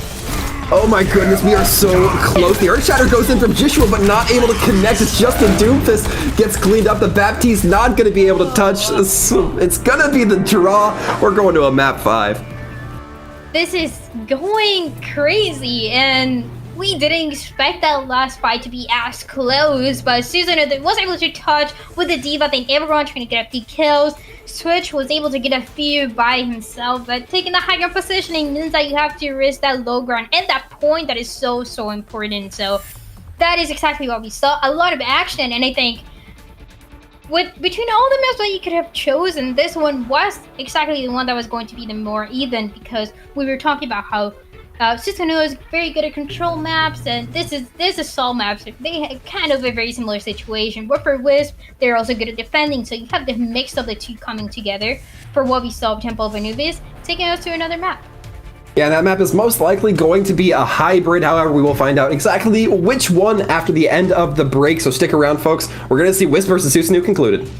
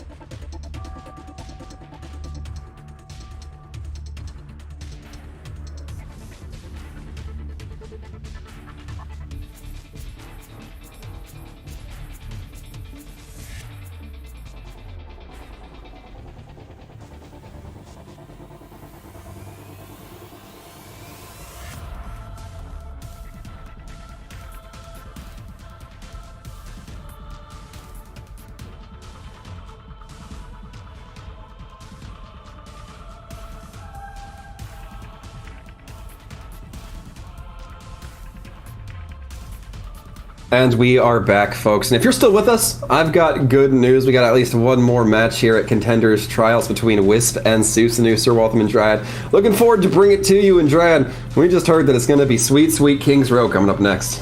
I'm very excited. Not only mine, but mostly everyone's favorite map. And this is a really good way to possibly define who is going to take the victory of this match, because believe it or not, this is only the first match that we've seen today for NA, and it seems like we've seen a lot more. Yeah, I mean, we were talking about it during that brief little break there. This has already gone to 5 maps. It might go to 6 if Susanoo pull out King's Row, which is a distinct possibility. These games have been close enough. Yeah, they have definitely been really, really close, and because of that, King's Row, a big question mark for both teams. I think from what we've seen and from the momentum that we have going in the meantime for the side of Wisp, they should be able to take the advantage, especially if they're going to be defending first. But we definitely have to wait and see. A lot of surprises that might be coming through. I don't think necessarily it's going to be on the composition, but on those rotations where you are able to hold the high ground for the defense on the first point. And then, especially at the end, those rotations, those positions that you make, they're so essential to define who's going to win. I'm going to ask you a tough question here, Dryad. We haven't seen since the first map Susanoo come up with a map win. Where do you think they're falling just a bit short in comparison to their opponents in Wisp? They are not always initiating fights the way that I want them to. They are waiting for Wisp to initiate fights, and that might be beneficial in some cases, but detrimental in others. And you have to properly evaluate when you want to play more aggressive, when you want to wait for the enemy team to engage, and you kind of bait them. But we haven't seen it happen as often. And like we said, I think that's the biggest difference between them, that Wisp is really good at initiating those fights. Oh, I definitely have to agree there. Wisp, we've already seen the level of control that can come out of some of these players and the team as a whole, just allowing themselves, hey, if we need to take a breather here, we'll do exactly that, then strike back harder, maybe catch Susanoo off balance or with all of our cooldowns intact when they're still, perhaps using theirs a little bit recklessly or not keeping tabs of them as sharply. So it's definitely coming to full effect, and I think we saw that as an excellent example on Anubis. Yeah, definitely. And I think it's not really a matter of, between the two teams, it's not really a matter of who's better at this composition, but a matter of what sort of approach you take to this composition is going to benefit you more. If that initial aggression is going to be better, or if that a little bit more passive role style that we've seen can be more beneficial. So we've seen a little bit of both of them being mixed together back and forth by these two teams. So there in King's Row, a very good map for Reinhardt is where it's going to be defined the most. I definitely love seeing maps that can really emphasize that Reinhardt, because when you see the Reinhardt, you kind of see the head of the snake leading the rest of the body, because that Reinhardt, obviously the big face of the team. So you like knowing where they're going to go, how the other team is going to react to them. It's a little bit more clear cut than say something like we used to see dive or the double bubble, where sometimes you don't know where the dive's going to go just because that Winston could go anywhere at start. Yeah, definitely, and I think it's just interesting that both of the two teams, they haven't really taken any risks in terms of the composition. They decided to stay with it, and it is for the same reason that they feel comfortable, and it's just a matter of the playstyle that is going to come through and make the biggest difference here. That Reinhardt playing aggressive, having those charges, has benefited Wisp over and over again, but sometimes when the enemy team has a melee wall and they can isolate you, that's when you have to consider if it's really going to be good for your team. Yeah, and I'll speak for myself here, Dryad. This is a unique position, because very rarely do I find myself saying, well, the compositions are perfectly fine. It's just the teams that need to switch playstyles. A lot of times I feel like I'm harping on teams for, oh, maybe you don't play this into this. But for now, it feels like they have the right picks. It's just the playstyles, as you've highlighted. I'm just not complaining about the composition. Like he said at the beginning, Reinhardt D.Va, my favorite. I love seeing it. I don't know what it is, but I just love it. I think it works perfect. Again, with Brian Saria, it can be also good. But with D.Va, I don't think we see it as often as my favorite thing to do. Definitely better than Double Shield, at least. Yeah, I am getting word that soon enough these teams will be ready. I believe we had one AFK kind of coming back from the end of break, and I'm not surprised. Sometimes you need to take a longer sip of water after these kinds of games, after these kinds of matches in general. Seems like that's what we're going to be doing. For sure. But I am now catching word that the pause is underway, so we will be back in momentarily with this. It's going to be Wisp starting off on the defense. Wisp starting the defense. I think out of all possibilities, This is the best way for Wisp to initiate. They're going to start on the defense. They have a really strong defense just because the D.Va and the Ranha are able to play so well together. They're always having that perfect positioning, and those rotations are always so beneficial. So for Susanoo, even when they have more opportunities to come back to make a few changes, the biggest question is how aggressive are they going to play this time? Are they going to fix those mistakes and initiate first? Certainly worth mentioning. I also like the concept of Mei here. That main choke just wide enough for the Mei wall. We'll see how it comes to bear here as Wisp start off on this defense. It's actually going to be Zarya coming out from Gummy, so no D.Va. Dusk going to have a little bit more on their plate now that the grab is going to be in effect, should we get to that point. And right now it's going to be Wisp just holding behind the statue, trying to exchange fire strikes, but not really finding anything. Joshua at about that 20% mark, which is not horrible, but we're certainly not building up that Earth Shatter as quickly as you'd like. Susanoo now comfortable to take this a little bit slower of a fight, especially considering that gives the Zarya time to ramp up, but not if she's dead. And Dwari taking that Zarya out of the fight early on. No more pink-haired bodybuilder in this engagement. With that, Susanoo don't want to take it anymore. And I was gonna say, got me on the Zarya, but now we see the change going back to the D.Va, definitely realizing this a little bit more. It's a little bit harder to get any value out of this hero, especially with the aggression that Wisp is playing, and with the protection that Dust is getting. And because of that, Susanoo, they have another opportunity, now they play aggressive. It's going to be the Mei walls initiating for both these sides. Joshua going to be frozen out, or rather pinned out, hit with the immortality field, keeping themselves alive. Both supports, or the supports from both sides, going to be taking down the immortality fields. A nice Earth Shatter coming in from Joshua.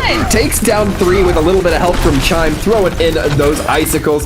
And now Gummy once again caught out of mech. Switch soon to follow.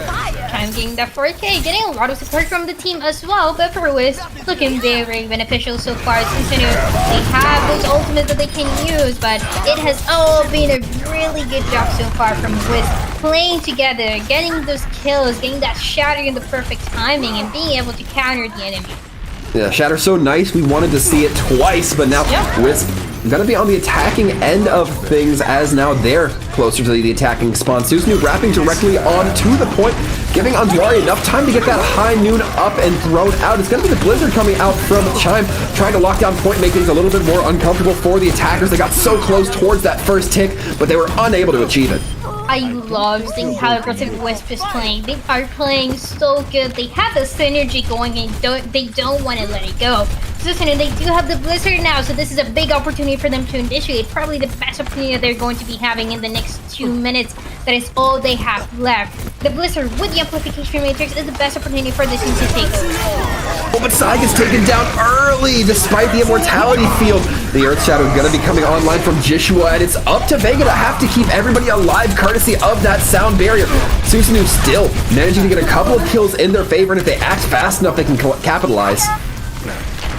I definitely said that Wisp was good at the defense, but I didn't expect this sort of performance. Finally, Susanoo is taking over, and they are having the switch happen. It doesn't seem like Wisp they want to play aggressive so far. They might be waiting for those 2 ticks before having that engagement happen. Now they're going to be letting that progress bar tick up a little bit, allowing themselves the opportunity to regroup or regather, but not going to be able to contest this. However, they will have the opportunity to hold Archway, which is a very dominant position. Yeah, and with the Mei wall, I guarantee that for them, they're going to be holding this very close. Finally, for the set of Susanoo, the payload is going to start moving, and they do have quite a lot of ultimates to work with. It's just a matter of those rotations happening in the perfect time. Sai hasn't used the Blizzard yet. Sai did die before that Blizzard could go out. Gonna be Andwari taking a flash and bang infected, frozen out, and now so is the rest of Wisp as the Blizzard does go online. Susanoo pushing ahead with that, making sure that they can really clear this archway no problem. Sound barrier that was utilized as well as the Blizzard, and Susanoo, they're not very worried about the next ultimates because they have everything that they need. They also are going to be able to create the space to make this maybe 1, maybe 2 more fights. And for Wisp, those ultimates, they haven't been beneficial so far. They are losing the momentum that they had before, and the best way to recover is try to get 2 kills, 3 kills right at the beginning, but it has to happen before Susanoo engages. Susanoo going to be rounding this final corner, trying to round this final corner, but it's going to be Joshua keeping the shield, the cart contested, or rather, Earth Shatter goes out, doesn't connect onto anything from Wisp. The sea seems to part there, as it does, as the Earth Shatter tries to connect. Dusk Manages to take down only an immortality field and Foreshadow, holding this alleyway with that high noon, making sure that it's a little bit more threatening for anybody from Wisp. It's going to be the Earth Shatter now coming out from Joshua. Does take down Gummy, but there's not enough follow-up there for the side of Wisp to really hold out. Joshua brought dangerously low, but the sound barrier from Vega going to be keeping them alive for the time being. And with this, Wisp buying valuable time off the clock. It's already at just under 2 minutes for Susanoo, as Angelic continues to try to lead their team in the charge, giving the speed as well as a little bit of an ice cream sandwich coming out from these Mei walls. And not a lot of space to work with when that happens. Sai getting 2 kills, finally making that comeback with the Mei. Susanoo getting the momentum that they were waiting for, and with that, they will be getting the second point. It will be the cart rolling right in, and with just under 3 minutes, Susanoo sitting in a pretty cozy spot. And it's just a matter of that having that momentum and those ultimates that are going to benefit your team.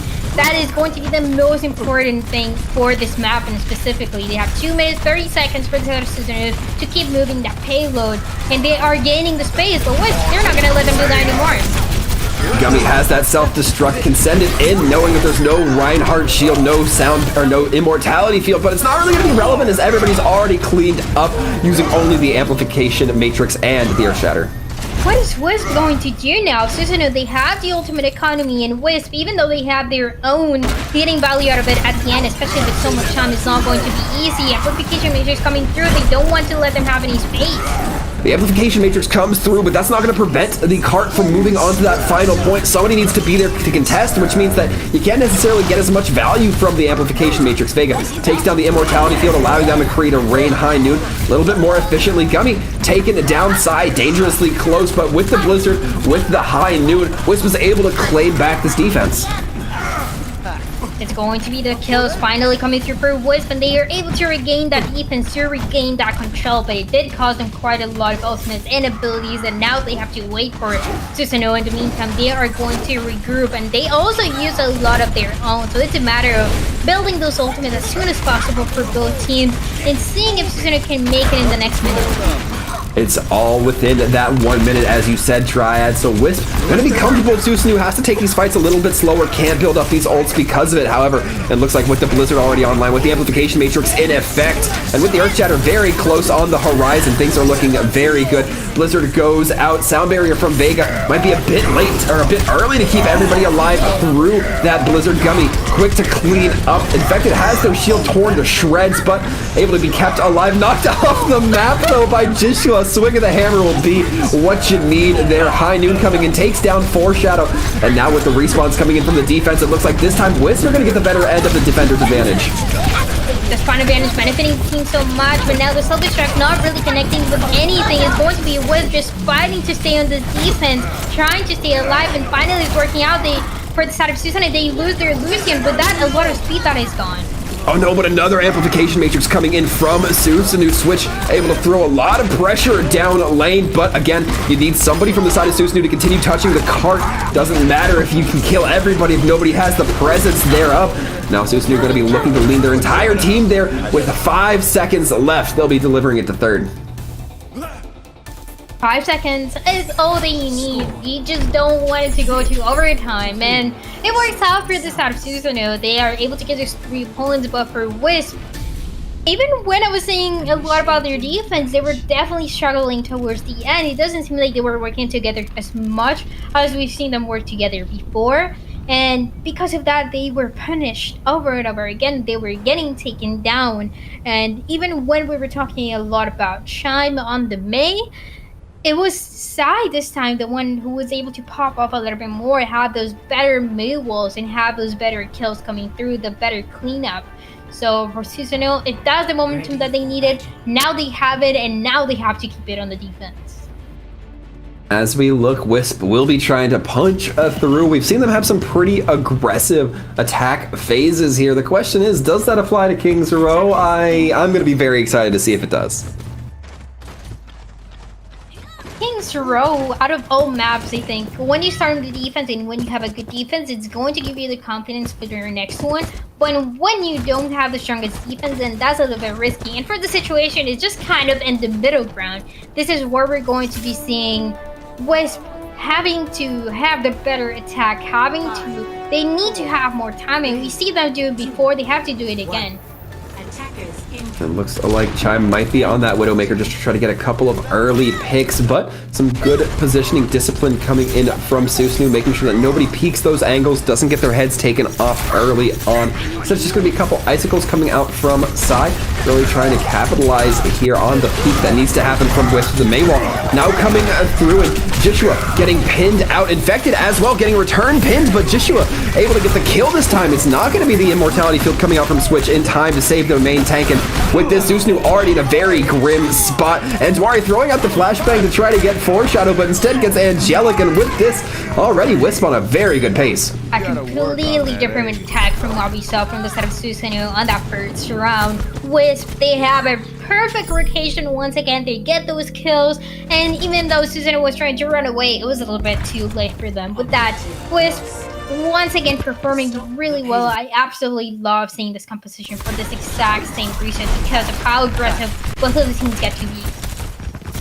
Certainly have to agree. Once again, it's going to come down to how much time can these teams buy off of Archway. Wisp, they were not able to buy a lot on their defensive phase. We'll see if Susanoo can do just a little bit better. We see Angelic continuing to hover above the fight, trying to give their team the speed and healing that might be necessary. And it looks like Susanoo, without losing any members, are still going to be backing off, and that gives a great opening for Wisp to try to drop the Earth Shatter. They lose Joshua in the moment, but so far it looks like they're able to carry a few kills in their pocket. Now the Blizzard's going to be committed, and this might be very dangerous for Susanoo, as they have to be careful not to snowball this into a continually lost second phase.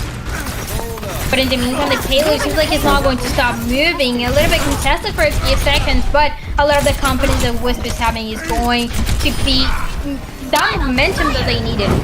Wisp now a lot of time remaining. This could be one more fight for them to get this second point in Susanoo. They have to regroup, but what are they going to do? They don't have the Shatter, they don't have the Blizzard yet, and Sai is not going to be able to come back in time. It looks like there will be no contest for that last. Oh, there will be the D.Va contesting at the very last moment for the cart, preventing that second point cap. It's going to be the High Noon trying to come out from Foreshadow, not able to find anything, and Dwari now going to try their luck, as that Reinhardt has to feel pressure to keep their shield up. Immortality field comes on a line, going to be mitigating any effects that Dwari might have been hoping to achieve there. Flashbang into Fan the Hammer, not able to find too much. Both these teams taking a walloping, but Infected once again dropping early. Joshua continues to be the more aggressive Ryan and find the kills because of it. As we're seeing 4 kills come up on the board for the fella. Joshua popping off on the Reinhardt. We've seen this happen over and over again for Wisp. Everyone we've seen has had some really good highlights on this match. If it was only a single match, imagine what they can do in the future. But so far, looking at the present, it's going to be Wisp and ones that are going to push over 5 minutes, and only about 1, maybe 2 fights that they're going to be needing here.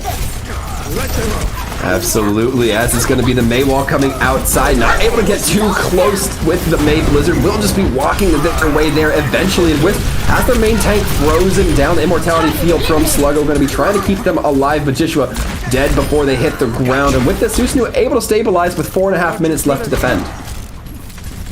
A little bit more of that stabilizing that we're waiting for. Susanoo looking for a very similar scenario to what we saw Wisp doing, where the defense was a little bit harder, but finally they were able to take control exactly like they needed. Those ultimates are going to make the difference. Biggest difference here. Chime does have the Blizzard again. Foreshadow throwing in the High Noon, as is Dwari.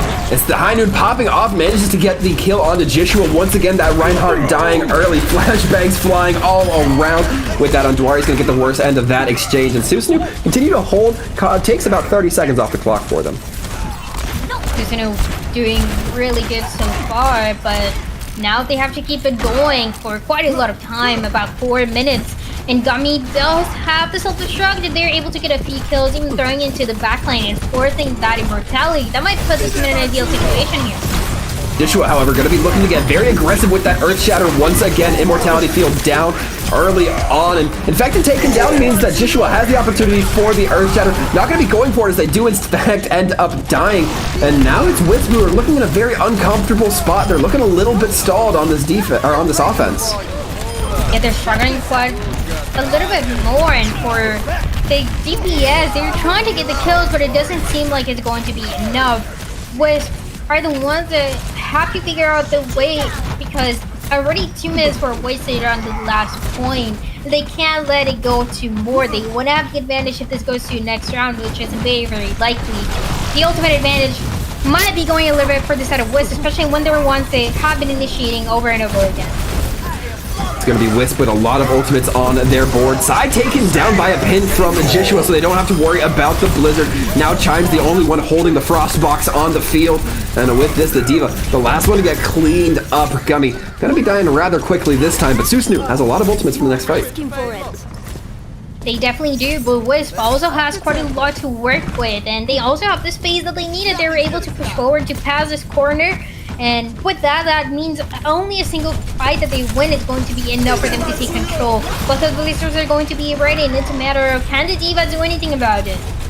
Early amplification matrix going to be coming out, allowing half the team to just stay behind and stay safe. It's the Earthshatter from Infected, but a well-timed sound barrier from Vega keeps everybody alive. Blizzard's now dueling across the field. Size comes out just a moment later, just throwing in the D.Va bomb. Not able to get anything, but Wisp, on the other hand, as a whole, able to get a couple kills going into their favor. And Susanoo throwing out a D.Va bomb of their own, trying to get one, and one is exactly what they're going to find. Sluggo taken down, but Angelic not able to touch. No one else was able to touch from the start of the defense, Susanoo. They are going to struggle quite a lot if they're going to perform the same way that we saw on the first defense. They have to have their defense be a little bit stronger for the next rounds that we're going to be seeing. And especially because Wisp, they have more time when they decide to go on the attacking side. They have about 2 more minutes, which is a lot of time here in King's Row, especially a lot of time on the defense. Yeah, suddenly when we go into second rounds on King's Row, it's Susanoo who's looking a little bit weaker. We remember on Anubis, they were the ones who were in a win or draw type scenario, but now it's pretty much win or lose, assuming that at least one of these teams gets some progress on first. If Wisp performs the same way on the defense that we've seen them do before, that is going to be enough for them, and they're going to come out victorious of this map and this match. But if Susanoo is able to play more aggressive, kind of like we saw them doing towards the end of their own defense, then that is the opportunity for them to also take the victory here. So there is a lot at stake for these two teams. They already know each other's aggression and compositions. They know that it's about the same for them. So who is able to get the first kills, we're about to find out. We certainly will. Susanoo going to be starting off on the attack with 1 minute left in their time bank. We see them try to push ahead, and they may only get 1 shot at this, depending on how long Wisp can draw out this fight for. But early early fire strikes going out. Wisp going to be finding a little bit of damage with it, and Susanoo already getting very aggressive. We see Foreshadow leading in with the flashbang, but Infected, again, the first one to fall. That always proves so detrimental for Susanoo. Now as they're getting cleaned up, they're not going to have any ultimates in their pocket for the next fight, and it's going to be their last. A few kills coming for Wisp, and that might be enough. Really good defense once again. Not really a surprise for this team anymore. Anduari getting that kill into Foreshadow, delaying a little bit more of that next and last fight for the attacking of Susanoo for first point. Yeah, so far looking very good. Again, not many of those ultimates being built up for either side, but Anduari has the high noon, gonna use it to zone out here. But as soon as they bring it out, it's going to be the Mei wall. Gummy having to commit a lot of that D.Va matrix to just mitigating that high noon. The flashbang goes out. Infected forced to drop shield, and because of that, taken down. And Anduari's wrapping around, taking down Switch as well. It's going to be Wisp. They're playing with a skeleton crew right now, but they're able to cling back. Gummy and Angelic trying to stay alive. Gummy and Sai, I should say, trying to stay alive, but there's only so much they can do. The Blizzard comes out just a moment too late. Sound barrier to keep everybody up, and Wisp gets the hold. Wisp gets the full hold into the third round, and now everything is going to be defined by Susanoo's defense. There is a lot of pressure for them to win. They've gotten pretty far, but now this is the biggest question. It seems like slowly they've been able to improve in those mistakes, like we said, of having that first initiation, of having those first kills. Susanoo has gotten better and better throughout this match, but now this is the time where it's going to be defined how much they've been able to catch up on Wisp's aggression and how much value can they get out of it, because Wisp, they have a lot of time, and last time it only took them a single fight for them to take control of the point. Susanoo definitely going to have to be very heads up on what Wisp wants to do, and more importantly, perhaps, he can't let Infected drop. We've been seeing that quite a bit from Susanoo. Definitely, and Attackers incoming. Susanoo. 30 seconds. How are they going to have those rotations be effective? They haven't worked out as much as they want to before, and this means that you have quite a lot of fights to defend. Only the 33% Wisp. If they play aggressive and they get that initial kill, that is it. That is going to be it for Susanoo. There is not really a lot of opportunities for them to make the comeback, for Susanoo has had such an amazing performance that they still have the possibility to try to win here. 2, 1. As we now see Wisp going to be going on the offensive. Once again, Chime hopping on that Widowmaker, just trying to open things up. Can't find it, so he's going to be switching back to the Mei. As we look here, Wisp taking cover behind that statue, waiting for their Mei to get back, as she's going to be a few steps behind. And now Anjwari continuing to poke away from their shields. A dangerous gambit. And Jishua dropping first. This is exactly what I was warning about, except on the other foot. Wisp losing their main tank. They're going to have to make a quick fight out of this and regroup. Once again, only the 33 is going to be enough, and for Wisp, they want to make a single fight be effective. The minute that they go down, they have to regroup, they have to go again. They don't have that many opportunities, even when they have those 2 minutes, and for Susanoo, they know what's at stake, and because of that, they're going to play more careful. They certainly do. We see the Amplification Matrix come out from Switch. Not going to be coming out just yet from Sluggo on the Wisp's side. Now, we are waiting just perhaps for Wisp to allow the Amp Matrix to drop and then go in aggressive with one of theirs, except theirs is going to be a little bit more beneficial because they can get clear line of sight to point, meaning that Susanoo either has to take the damage or avoid it, which means that they can't contest point.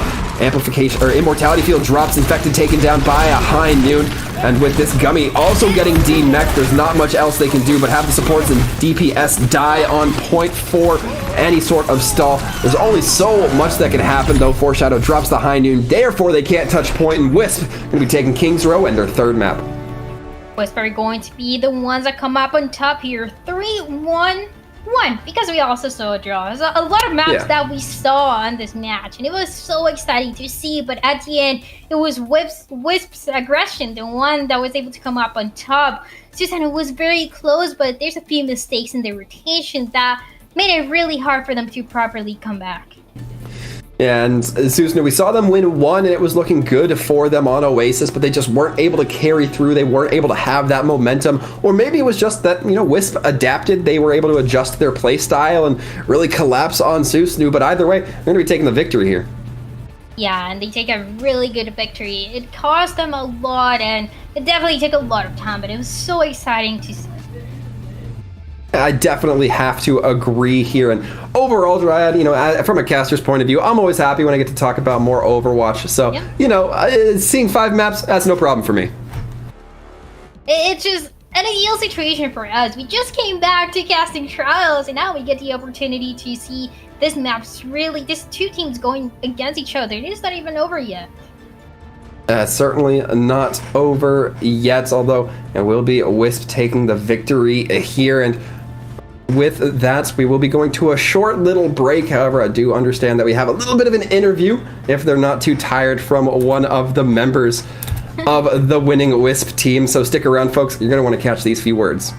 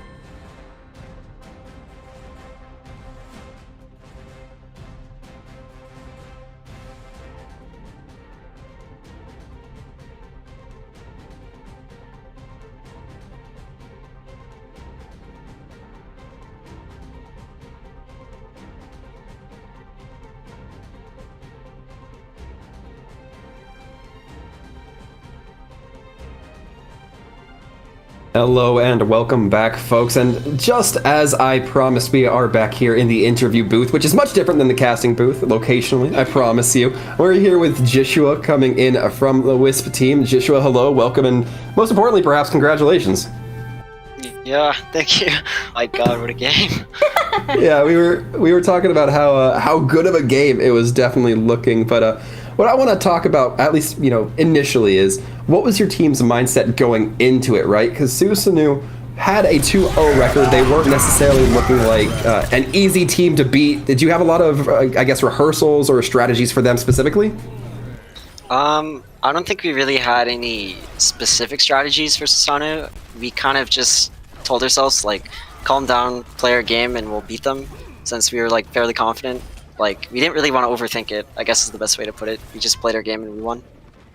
And it worked out perfectly. I think one of the things that I want to ask is, when you see that there's matches like this that are going to the distance, you see a draw, and you see from the beginning of the control maps, you see that there's going to be a very even match. How does your team kind of reset their mental? How do you guys deal with the situation where you have to keep playing and see if it's going to be enough, but sometimes you don't really know what map the enemy team is going to choose? So how's your preparation for these long matches? I mean, we kind of just have to... I mean, there's really not much we can do besides just tell ourselves, like, keep going, like, it's okay, like, focus on the game, like, don't think about anything else. So, like, when the series was going long, I remember after the draw, like, I was like, it doesn't matter, like, that's better for us, like, they're still down, we're still up, just keep focusing and playing our game, so. Yeah, and like I said, it definitely worked out at the end. I did have one more question for you, and is, how is the synergy for your team? Because I absolutely love seeing the plays that you guys make that required a lot of that coordination happen. So is this something that has always been going on, or this is something that you got recently? I guess for our team, I think we just have fun a lot of the times, like, honestly, like, especially in, like, scrims and stuff, like, we kind of just have fun. Like, sure, we play to practice, we play to win. So, like, today was, like, a really specific example, or, like, special example of, like, we are really trying to win. But just overall, we just have fun with each other, and we're really good friends, so I think that helps us. All right, well, fantastic. Once again, Joshua, we always appreciate having you in here. But before we let you go, do you want to give you the opportunity to give any shout-outs you feel might be well-deserved from your end of the field? I'll say shout-out to my team, obviously. I guess I'll shout-out Infected, too.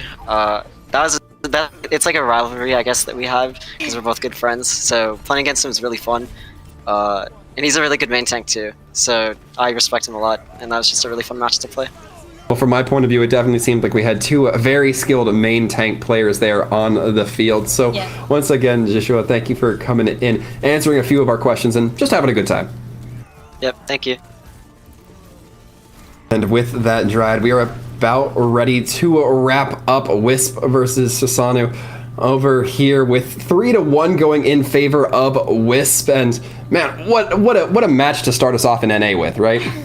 I'm so happy that this was the match that we started with. And the best part is that it's not even over yet. We're about to see yet another very exciting match. It's going to be Revival against Bay. Absolutely, definitely some matches you're going to want to see. Not quite over yet, so stay tuned. You're not going to want to miss those matches.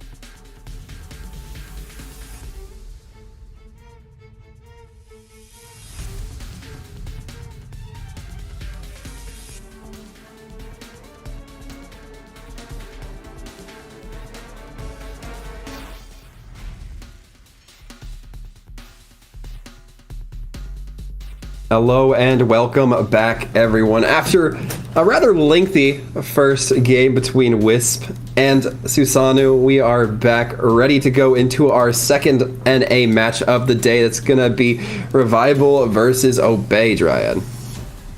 Yeah, and this is the next match where we have a lot of Revival fans. A lot of people, after they saw their performance last week, they are excited to see what they're going to bring. And I'm also excited to see how this match is going to go. Obey Alliance, we've known them in EU, but not so much in NA. It's going to be an interesting change of pace, perhaps, to see them tripping around with the NA teams, but I'm looking forward to some fantastic brawls either way. Revival still 2-0, as opposed to their opponents in Obey, who are at a clean 1-1 right now. Yeah, exactly. So there's a lot of things to consider for these matchups, but because we are still so early and because teams are still kind of defining themselves and the meta is still kind of where we can see a lot of differences, then we don't really know how the matches are going to go. We can have a lot of predictions here, but it's going to be more and more defined as we move into trials and as we move into contenders very, very soon. But like I said, Revival does have the most support, and is because they have had a really amazing performance so far, and I think it just is a matter of the tank lineup. They have been doing so good, playing very aggressive, creating the space for the team, and the matches that they've had have proved that they're capable of getting the most likely one of the best scores here in trials. Well, only time will tell exactly how these scorelines shake out as we watch these teams kind of develop and grow throughout the weeks. But for now, we're just looking to see Vietram and Revival versus Obey Alliance go head-to-head here. For those of you who didn't catch the earlier matches, the way it will be working is that we will start off on Oasis, and then loser will be picking the next map. So let's say, for example, Obey were to lose this map, they'd be able to pick any map from the competitive map pool that they preferred. And overall, it gives us a chance to see what map teams are particularly strong or perhaps weak on. Yeah, so pretty much the only secure map that they're going to be having is going to be the first one. It's going to be Oasis, your control map to start off first. And here is where we're going to also define a little bit more of how close this match is going to be. If the Revival fans are going to be right and say that this is going to be very clean for Revival, or if it's going to be a little bit closer and those Obey fans are able to pop off, they definitely do have the players to do so. They have Petal, they have Cowman, who has popped off when we've seen them in the past, so I'm excited for them to do it again. And, if you're a fan of hard statistics, well, I got bad news for you. Wisp versus Susanoo kind of threw our statistical expectations out the window when the 2-0 team lost to the 1-1 team. So that could certainly happen here again, Dryad. Nothing's out of the question. Yeah, definitely. But it's going to be the aggression coming through, and it's going to be that play style that is going to make the biggest difference. Both of the two teams very, very capable of taking the victory, very capable of taking those first kills, but it's going to be how aggressive they're going to play and how much are they willing to commit into every fight. We're already seeing a lack of a Rhine D.Va coming in from Obey Alliance. Only the D.Va, not the Rhine as much. Matt Merck going to be hopping on to the Wrecking Ball instead. Looking a little bit divey for the side of Obey Alliance. Looking to take to the skies as well. Echo going to be hopping in on the Echo. Trying to get some early damage. Those spam abilities kind of chunky from Echo, but not able to connect too heavily as you might like. It's going to be a knockoff or an attempted knockoff coming in from Icy, trying to get that Echo removed from the field. No such luck, however, as really no kills going in either direction. These teams just content to poke at each other. Yeah, a lot of damage coming through, but the kills are the one thing that is missing. Obey Alliance playing with this Echo, a very different approach from what we've seen so far, trying to counter Revival, and it could be working, but Echo getting taken down is going to be detrimental for Obey. And Revival getting that crucial first point cap, allowing them to get progress throughout this entire team fight. A great spot you'd like to be in. Petal taking a little bit of damage, has to translocate away. In the meantime, we're going to be seeing Revival very comfortable with trying to get that percentage and trying to get the best positioning for next fight, especially because Echo coming up with a very different approach the entirety of the Alliance with a composition not very common so far, and now they just have to get value out of it. Will be the High Noon coming in from Seeker, trying to clear the plane just a little bit, but getting a little bit of pressure pedal, building up that EMP, and now Obey Alliance have a little bit of advantage here. All the deployables gone and the mech gone as well. It's going to be Obey Alliance leading in these initial kills, but LH Cloudy able to take Tensa off the field means no res available for the side of Alliance. Echo trying to really get ahead, trying to get into that Reinhardt, able to get the self-destruct built up, throws it, not quite throwing it out just yet in duplicate form, might be waiting to save it for the very end. The point still hasn't flipped for Obey Alliance though. Yeah, that's a very, very important thing here, and is that Revival is still getting that percentage, even when Obey is winning the fight, and they keep doing so. Mortality Veil coming through, trying to keep the McCree alive, but finally, the cleanup that Obey Alliance was needing is the one that they're trying to get. By Ramen Revival, they just haven't given up yet, and with that, they get 80%. A good 80% for Vite Ramen. Obey Alliance now has the opportunity to hold a bit of space here. They have those minefields, they have the Valkyrie. Both are going to make it a little bit more threatening to get directly towards that point. Yeah, and for the side of Obey Alliance, they get the percentage that they needed, but only a single, maybe 2 fights that we're going to be seeing for Revival might be enough for them to take over. Pascal, though, getting taken down early. Early on, a kill on the Pascal is going to be great for Obey Alliance. No immortality field to keep everybody alive. Tensa as well, throwing in that Valk. But Vite Ramen don't look too interested in taking a fight into a Valking team. Instead, Tensa's just going to take the fight to Nas. A few more kills, and we see a disconnect. This seems like it's going to be a pause. Not the best situation for Obey. Yeah, it will be that disconnect coming in from the DPS player on Obey. A rough spot, I do believe it was Echo on the Echo. And they're trying to get, that duplicate in. We did see them use it a couple fights ago, which means that they were probably a decent way with that ult charge. It's a little bit unfortunate every time we see those disconnects because it's going to cost a lot of that positioning, a lot of that momentum that any of the teams had, especially in this case it is going to be Obey Alliance. And so now the only thing that they can do is sort of wait for the situation and try to communicate. If they can take advantage of it somehow, is trying to see what ultimates they want to use next and try to have a little bit more time to discover them. And it looks like we've already got the player back in lobby. However, just making sure everything is all set before the R's go out to get this game back underway. But Dryad, we're looking at the percentages right now. Vite Ramen in the 80 percentile range. That means Obey Alliance can't really drop too many more fights. Yeah, definitely. And the biggest thing here is that Revival is going to be having a huge advantage coming through. They are going to be having those ultimates, and they also have the percentage is going to be so beneficial for them. And there you go. No more of that pause coming through, and the game's going to keep going. Echo has to come back now. Echo will be able to get back a little bit faster, courtesy of some of those cooldown abilities from Echo. Moser taking down Deandra. Not going to be able to get too much benefit from that Lucio. LH Cloudy throwing out the Earth Shatter, not able to find too much with it themselves. Matt Mark, however, going to be knocking Seeker into the minefields, and just like that, Vite Ramen still have to take a step back despite the advantage they had with this disconnect.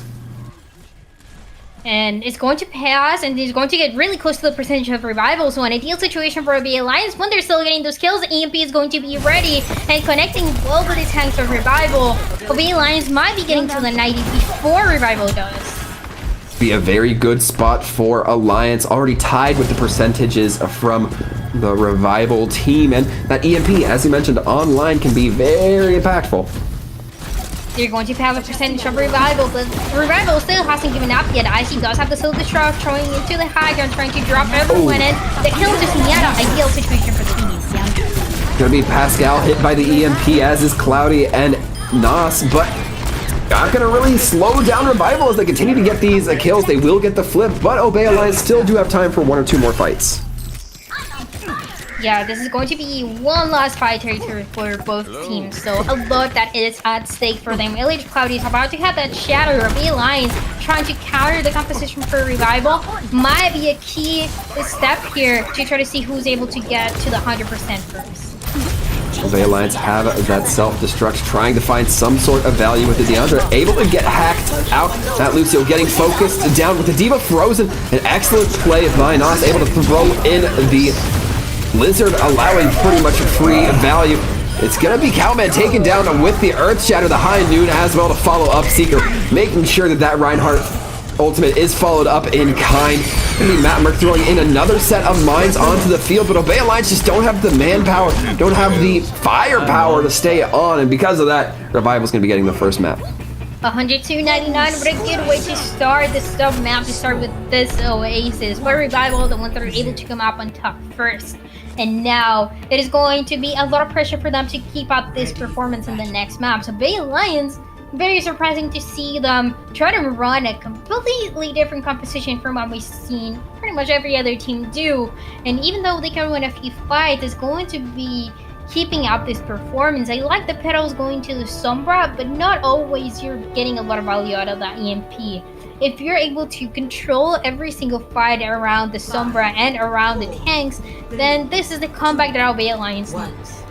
Yeah, it seemed like the EMPs we saw come through from Petal were perhaps just a moment too late by then. Bite Ramen had already pushed in close enough to where those abilities didn't quite have as much impact. However, now we're going to see Revival switch their composition up a little bit here. We're going to be seeing the Tracer coming online as Obey Alliance are sticking with this dive. Yeah, they're going to be sticking with this composition, seeing how much value they can get out of it. Nos getting taken down already very early on. Revival is not in the ideal situation, but the positioning can save them for a little bit longer before the point might be going to Obey Alliance. Gonna have to be up to LH Cloudy to just hard shield and hop away, provide the rest of their team that little bit of cover that they need, as Revival gonna have the chance to regroup and immediately going for the recontest. LH Cloudy trying to push up on this end on the Diva. Not gonna be able to get too much with it as those shields are taking quite a beating. Matt Merck taken down, catches the hammer, catches a couple pellets from Icy as well. Now Revival in a very good spot. They're the ones with the early advantage in this fight in terms of kills, and they're gonna be getting the point flip soon enough. Seeker really good at getting those kills with the high noon as well as just with the normal blades that McCree has, and that is making the biggest difference here for Revival when no one else is looking. Just McCree is on one of the sides, getting a few kills and enabling the team for success. Obey Lions though, they do now have the DPS that Sombra is going to be having that EMP, so if there's an engaging tool that they can use, it is definitely that one. LH Cloudy definitely liking a charge up on to this high ground, and it's only Nos who's hit by the EMP. Only one, don't necessarily care for that performance of the ultimate there, but Obey Alliance are going to have to be happy with it, trying to get some sort of value. Eiko going to be going with the duplicate onto the Reinhardt, has the Earth Shadow in pocket, might be looking for it, doesn't connect onto anything. The other actually gets a hit mid-sound barrier, to be taken out, and that sound barrier goes basically down the drain.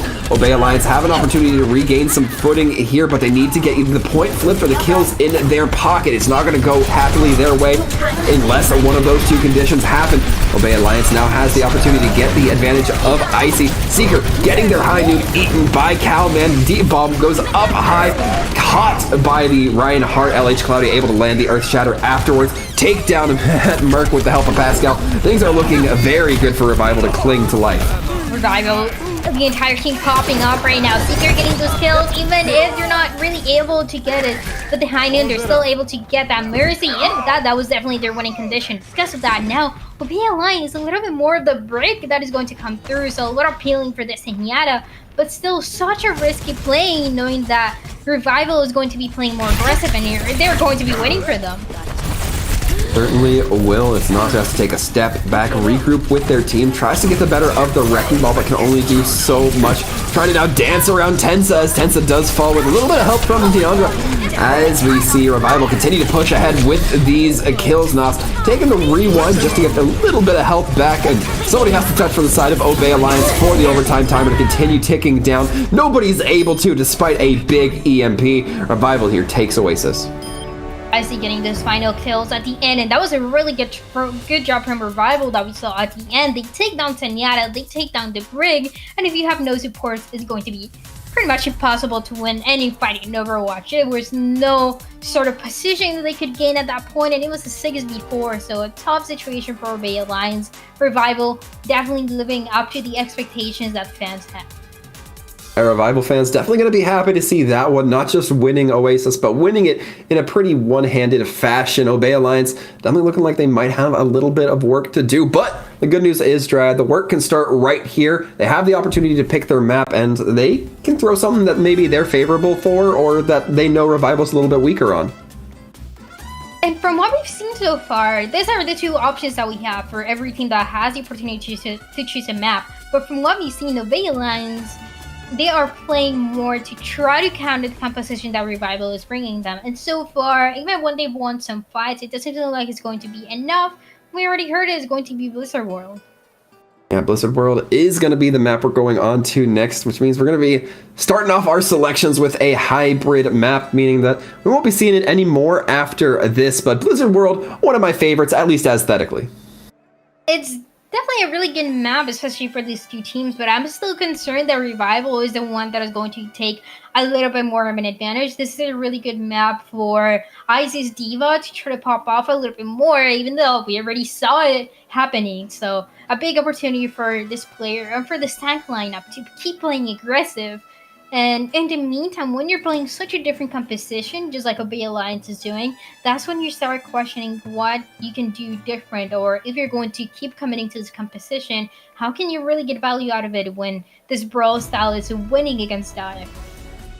I definitely have to agree with you there. It's going to be tough for the side of Obey Alliance to continue coming up victorious with this composition that they've been running, where it just doesn't seem like Revival are giving them any room to work with, any room to breathe. And when you need to be aggressive like you do with some dive compositions, that can be really tough when you start taking a few more losses than wins. Yeah, definitely. And that is why the best opportunity for Obey Alliance to try to make a comeback has to be now, because if not, Revival is going to be having that momentum that they already got, and they are not going to stop. So playing to counter Revival, a good approach, but not as easy to do as a team's Revival. Like I said, they are so strong, they play with a lot of synergy, which is a key in Overwatch.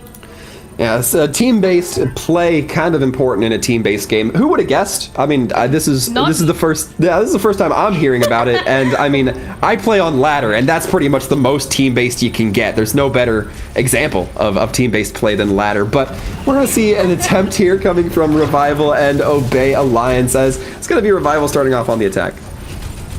We're going to be seeing the defense, and I'm still questioning a lot of the decisions for the composition of Obey Alliance, not necessarily because they can't work, but because when we see a meta that almost every team is playing, is definitely for a reason. And it's when Revival has been consistently good at this composition, is something that you have to be worrying about. So for Obey to hold this, they have to do a lot of peeling for this Zenyatta to try to stay alive.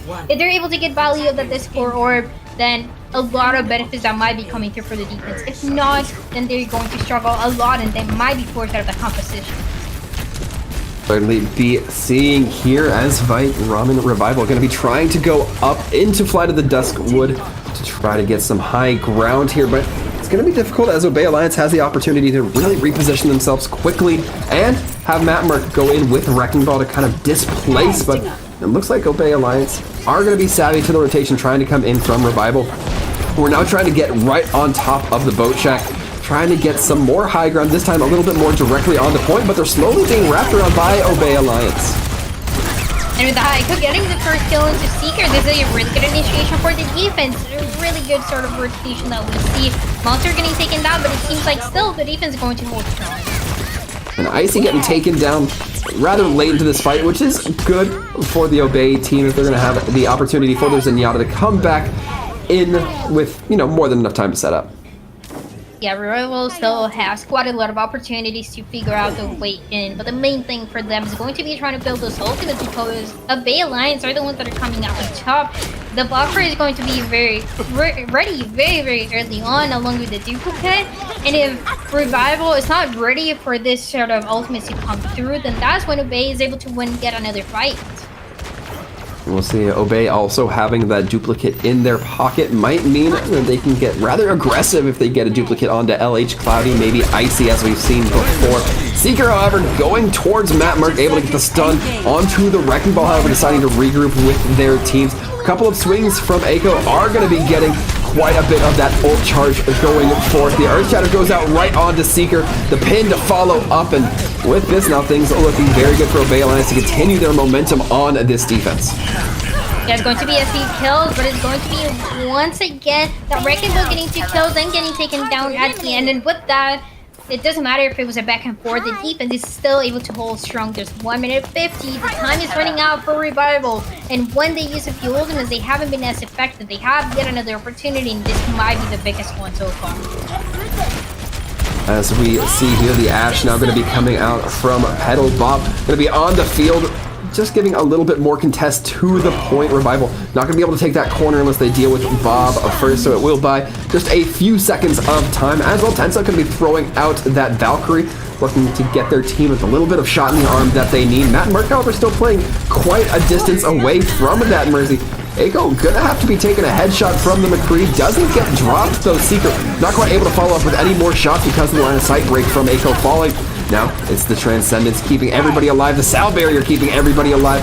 Neither team are really giving up too much manpower. Cowman does eventually drop, and it looks like Bite Ram and Revival do have the manpower to continue pushing and get the cap.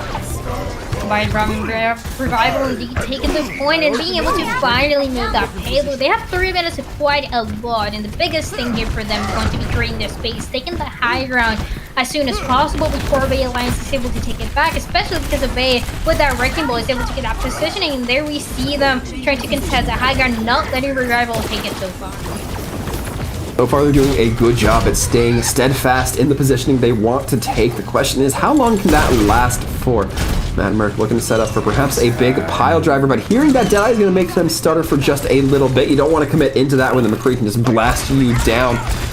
And now we see Pylons being possessed pretty firmly by Obey Alliance, but not on this Hanzo, ready to throw in the arrows, get that massive burst, chunky damage coming in, and just like that, Echo taking down a headshot quickly to follow up with the Storm arrows.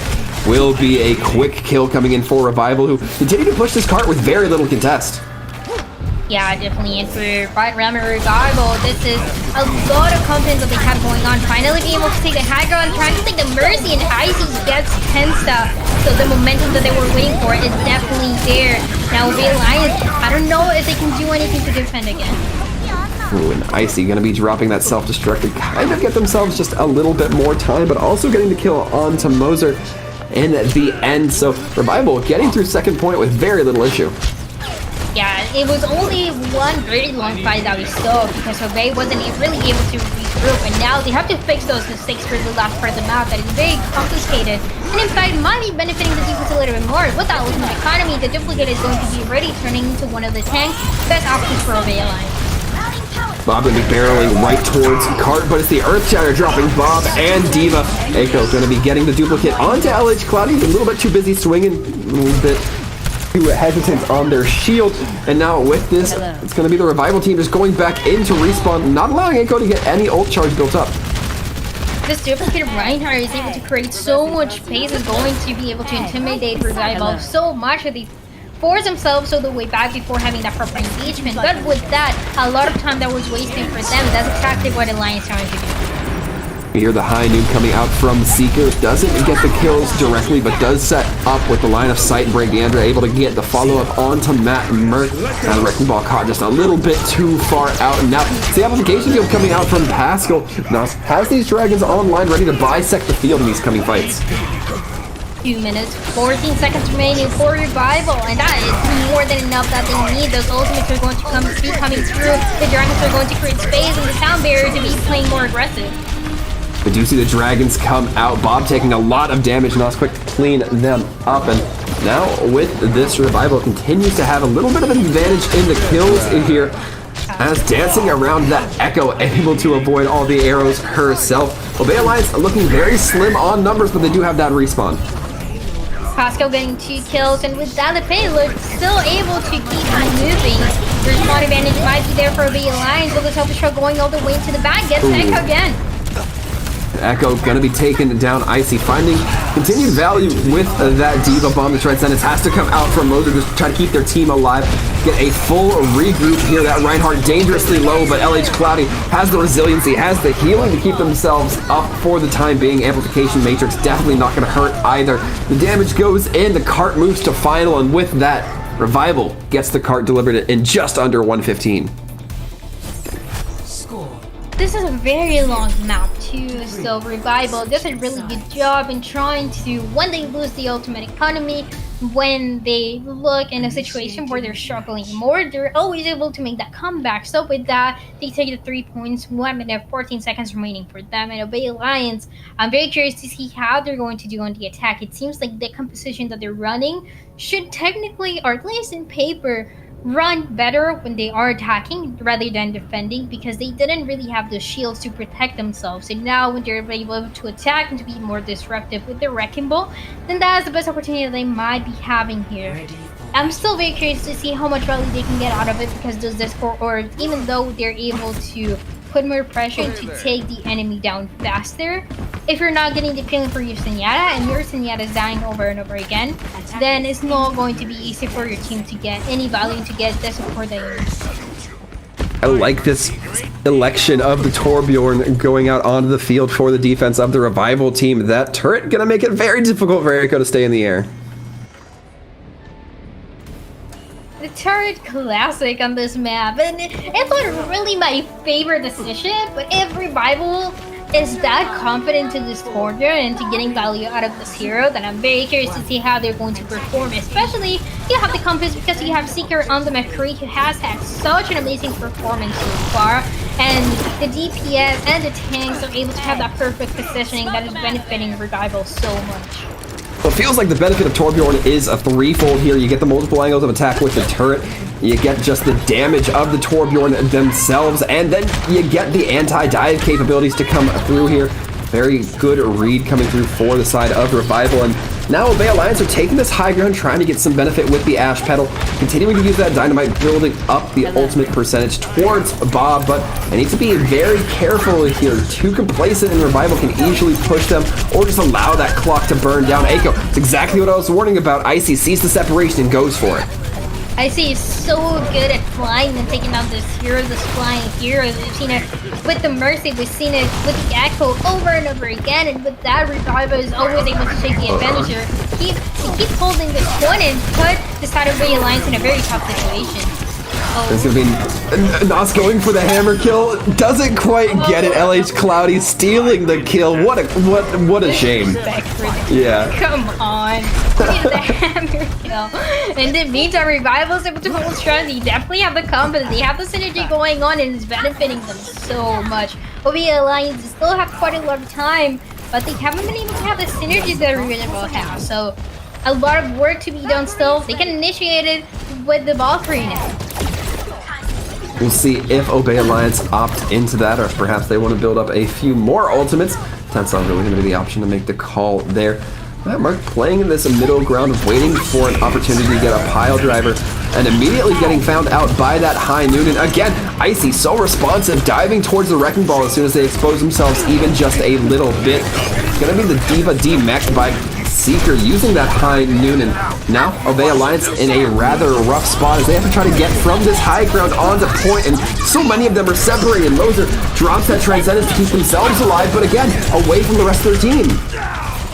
But the kill is finally coming through for the side of Obey Alliance. Good initiation now, and now they also have that minefield that is going to create the space that they need. Perfect situation for Obey, but it took them quite a lot of time. Certainly did. A minute and a half left on the clock. Obey Alliance have the Reinhardt duplicate coming in from Eiko, trying to get some sort of benefit, but Eiko just swinging wildly. It will be the threat enough to get them the point. Initially, it seems like Revival wanted to touch again, but then they realized that wasn't the best idea. The Shatter not really connecting from the duplicate, and with that, Revival is going to be pushing forward, getting a little bit more kills. And it will be the Earth Shattered coming in. LH Cloudy able to knock down a large portion of Obey Alliance. No shields to prevent that from happening as Revival continue to push ahead. They're still sticking on to this Torbjorn, just trying to throw out those rivets, and has the Molten Core. If you're able to aim with Torbjorn, I respect you. I don't know. Revival is looking in a good situation, still coming into the Torbjorn, and they do have the Molten Core to be aggressive. Bubba's well coming for Obey, and they're committing quite a lot of ultimates already.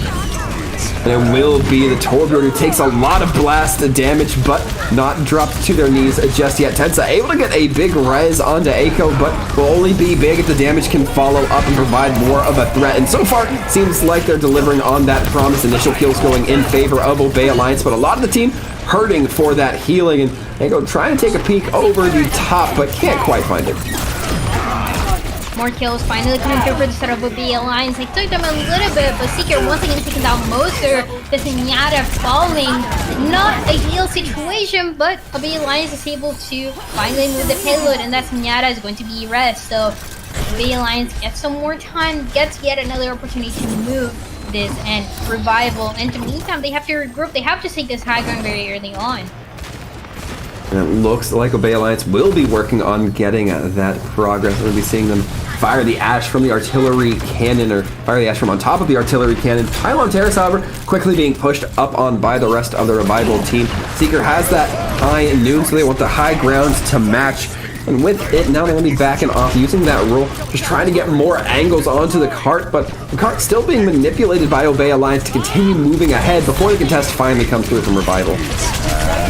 Yeah, this is just a matter of time. You hear the high noon, but then getting canceled. Not really getting a lot of value. Minefield, though, might be the one that's going to create space for the team. Intensive men, or excuse me, Eiko going to be throwing out that Earth Shatter, able to hit a few members, and with that, Revival have to take a back foot here as it's all been delivered to the second point. 3 minutes left for Obey. Good comeback and clean up from the side of Obey Alliance. They're able to get that rotation to play very aggressive, even when not every single ultimate that they used was able to get a lot of value. Only a couple was enough for them, and with that, they will be pushing forward. They want to have that corner that is so tough to pass with the defense and that perfect positioning. In the meantime, Revival, they have to regroup. Ice is going to be having a silver truck soon. We will be seeing the high noon come out from Seeker. Countman trying to mitigate it with that Diva. Matrix can only do so much, and with this Revival now pushing ahead, the cart didn't quite make it past that first turn like it needed to. That's exactly what they needed. They needed to pass that corner that is so hard when the defense is already there. Before Revival, they were able to use that high noon to push them all the way back, exactly the way that they planned. Obey Alliance will still have quite a lot of opportunities, but now Tensa is going to be able to break. The Earth Shadow comes through, lands onto the Echo and the Wrecking Ball, and with that, it's going to be the Revival team pushing ahead, getting super aggressive. This Zenyatta getting almost sent back to second spawn, and with that now, Ram and Revival do manage to stabilize and continue holding this defense. And it seems like Obey Alliance is not going to be having as much time as Revival did, even if they get to that third point. So a lot that is at stake, and Revival with that perfect defense that's benefiting them might be able to make it through. We hear the Diva Bomb come in from Cowman, not able to connect with anything. However, LH Cloudy continuing to just hold this corner firm. Bob does go out from the side of Obey Alliance panel, not quite able to get too much with it, as the Under going to be taking them down early on. Now it's Icy's turn to throw in the Diva Self-Destruct. Does get one in pedal, so that Sassy Salad Bell not going to be able to throw in the Dynamites, not be able to do a lot of that burn damage anymore, as Obey Alliance starts to hurt for members. Eiko taking it down. Matt Merck taken down just a few moments ago, but back onto the field, dropping those mines as well. Obey Alliance does start moving the cart a little bit forward, but it's costing them a brutal fight. It definitely is, and now the Conveyor coming through, trying to keep the team alive. Revival still playing aggressive and getting those kills for Obey Alliance. All they can do is back up and wait for the rest of the team. This is detrimental. They can initiate next fight. They do have their rally, but it's going to be... Wait. Oh no. Oh! That shield! Yeah, LH Cloudy trying to go from behind with the sneaky Earth Shatter. Connects, gets the kill onto one with the follow-up, but there's only so much you can do when it's just a lone Reinhardt against the rest of a team, even if they are knocked to the ground. However, it looks like Revival not quite out of this fight just yet. Obey Alliance fighting tooth and nail. Eiko fighting over the pit, but eventually taken down by Seeker with a sharp shot from the revolver. Seeker getting those kills again, and there's not a lot of time. It's going to be 5 seconds. They just have to stay in point. Obey Alliance, they don't have that many opportunities. They wasted their rally. Now the Self-Destruct trying to keep the Diva alive, and the duplicate is going to be ready, but I don't think it's going to be enough. Revival, perfect defense on this last point. It will have to be a rather large Earth Shatter coming in from this duplicate on Eiko if they want to be the game changer here, but already taking so much damage means they have to shield up or take the death. They end up taking the duplicate form out of the equation. And with this, and now it's going to be Revival just trying to hold firm, trying to hold steady. They know that they're going to be playing a little bit stronger given the respawn advantage coming through here and the natural geometry. It's the Transcendence coming in from Moser that gives Obey Alliance a little bit of a shot in the arm, allowing them to push back Revival, but they still have to deliver the card. They came back though, and that is huge already for Obey Alliance. Now they have a few more changes. Deciding to go to Orisa is going to delay the speed a little bit more over than having maybe a Diva or a Wrecking Ball to try to guarantee that you're able to be there for your team. But in the meantime, Revival, they also have this fun advantage, and they also have the Shatter to use now. They certainly do, and it's all up to Revival to hit one last fight win, and they will have everything wrapped up in their bank. LH Cloudy trying to wrap around this Reinhardt, and Cowman just trying to hold firm. Can't quite, however, as the Earth Shatter goes out, knocks both the tanks down. With that, nobody available to defend from Obey Alliance, and Revival takes it.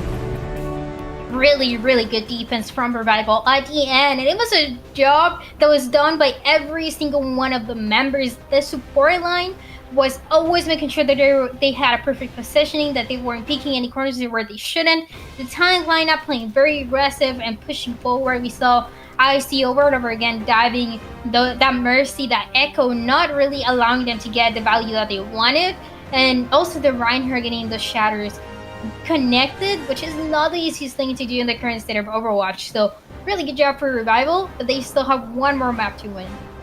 Yes, it will be one more map that Obey Alliance will be able to choose. However, we'll find out the selection of their choice on the back end of this break. So folks, stick around. Revival versus Obey Alliance concludes.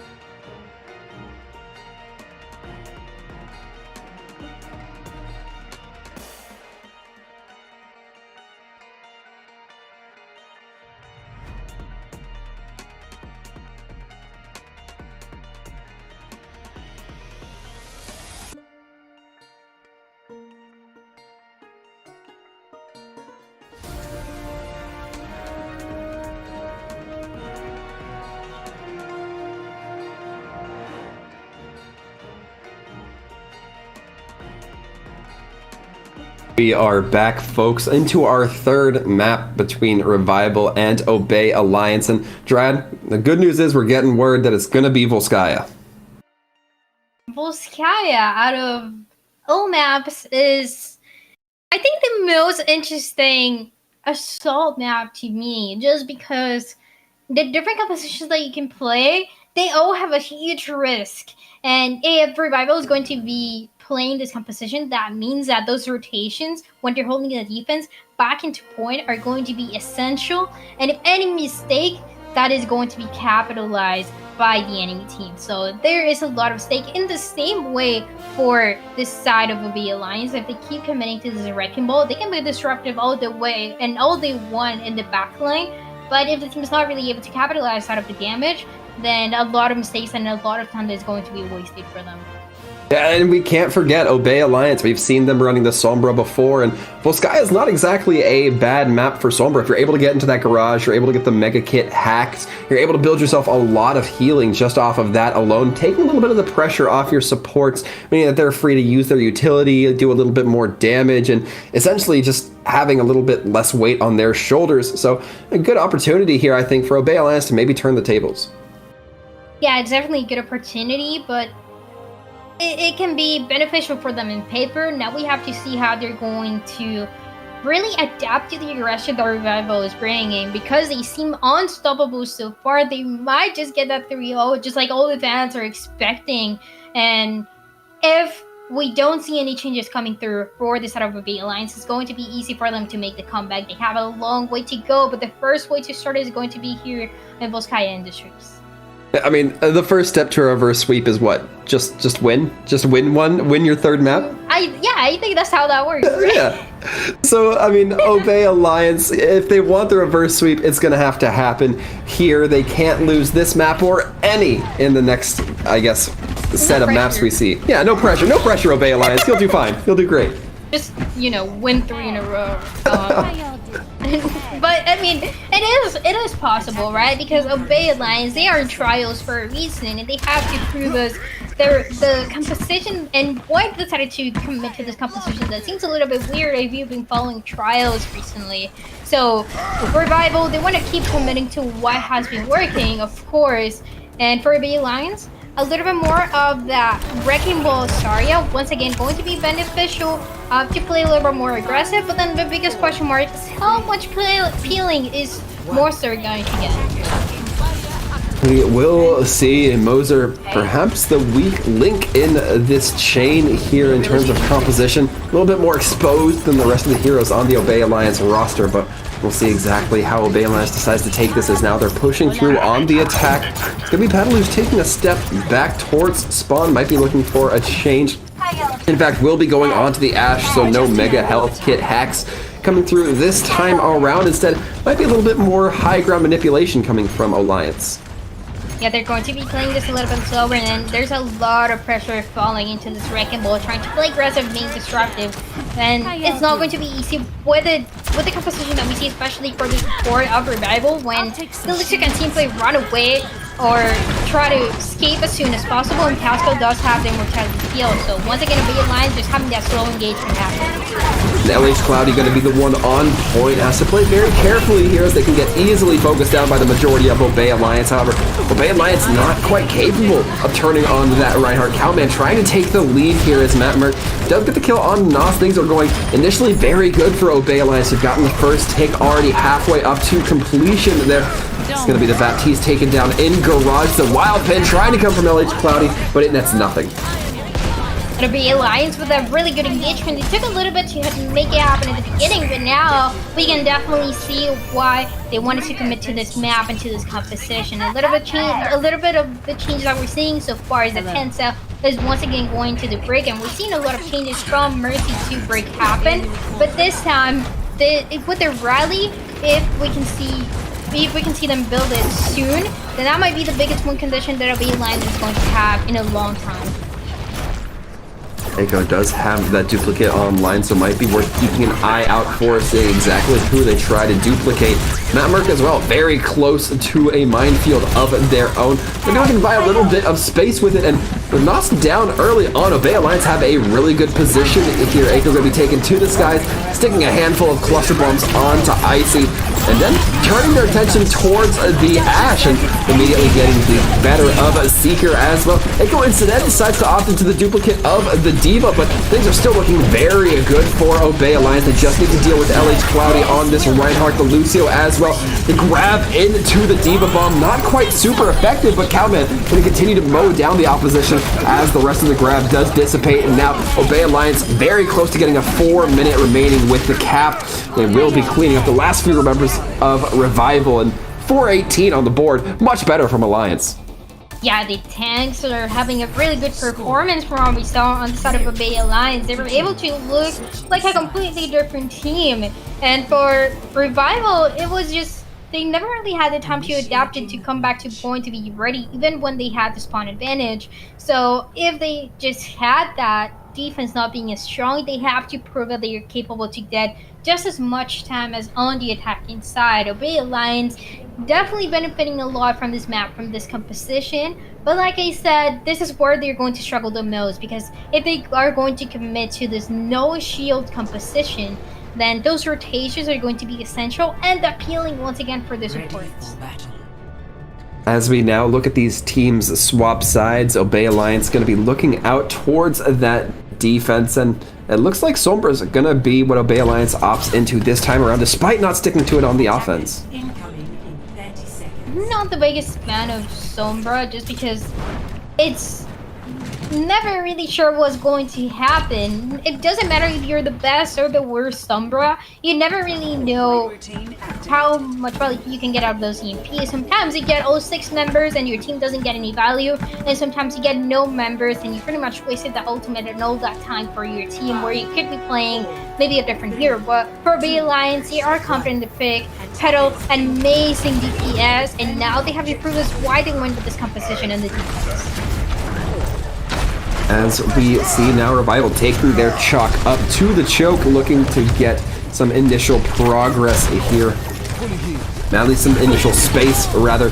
And Revival kind of getting ferried into this small room, getting chased by a couple of members of Obey Alliance. Matt Merck already a decent amount of way to their minefields. As they go in for a pile driver, that's going to get them about 50%. And Revival now cozy on this high ground. They want to get Nos and Seeker set up.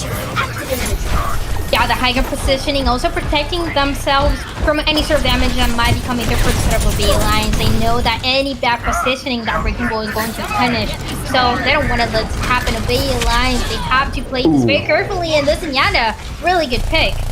Yeah, the burst shot coming in from Moser, going to be taking down Seeker, and that is not a great start for the side of Revival. Losing Icy as well, and only further the hemorrhaging of the team here, but Moser gonna have to come back from spawn, and no Lucio to get them there any faster.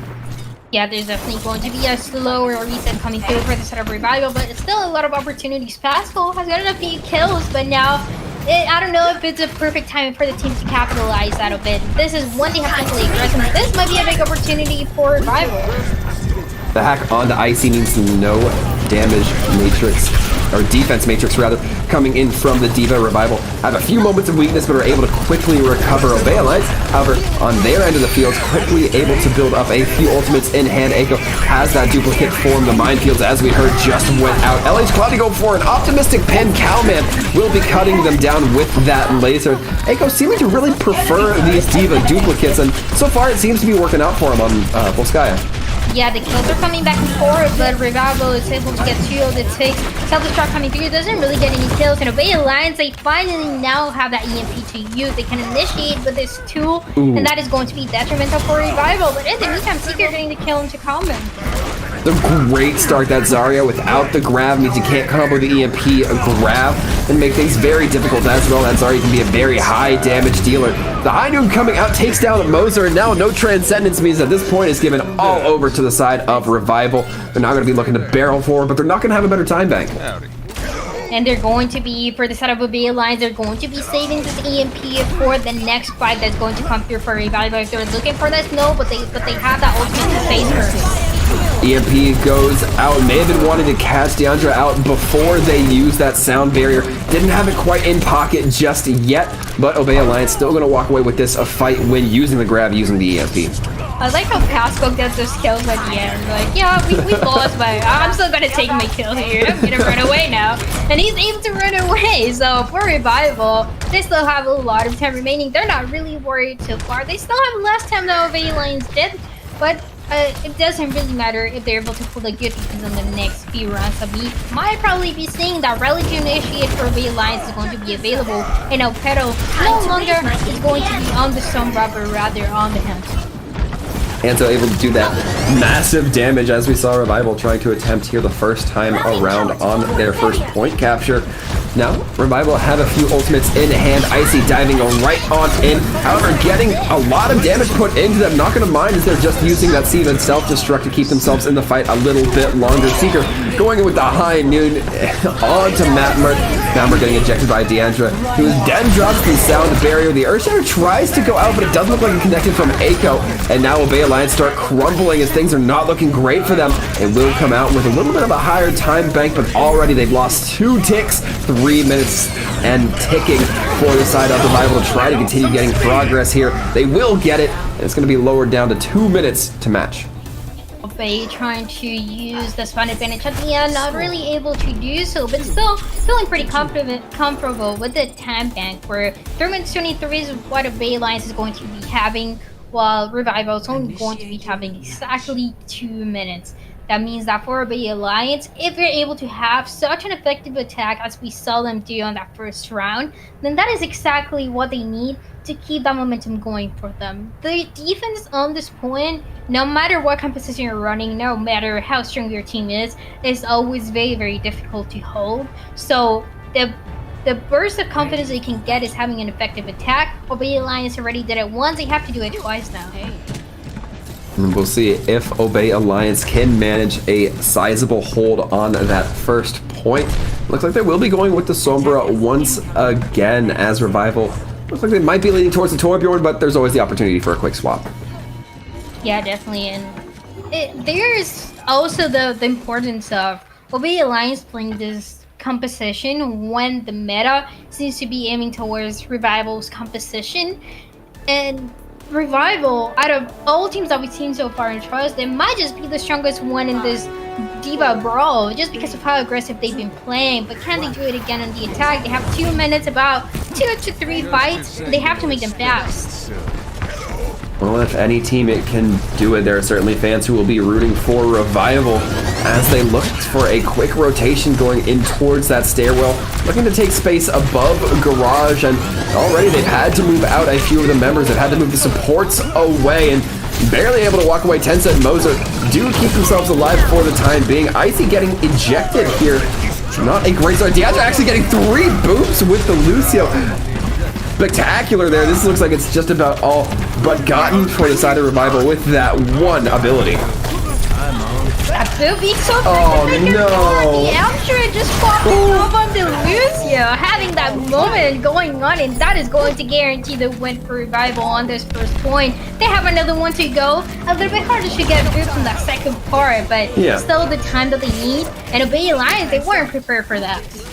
They certainly weren't. They might be kicking themselves over their positioning in that instance there, Dryad, but now we see Revival looking to have that high noon online, the amplification matrix online, and there's not much that they can do. But Seeker actually gets taken down early on. That means that the high noon is going to have to be used in a later fight. Deandra going to be taken down, not able to get their team away from the rest of the fast-moving Obey Alliance crowd.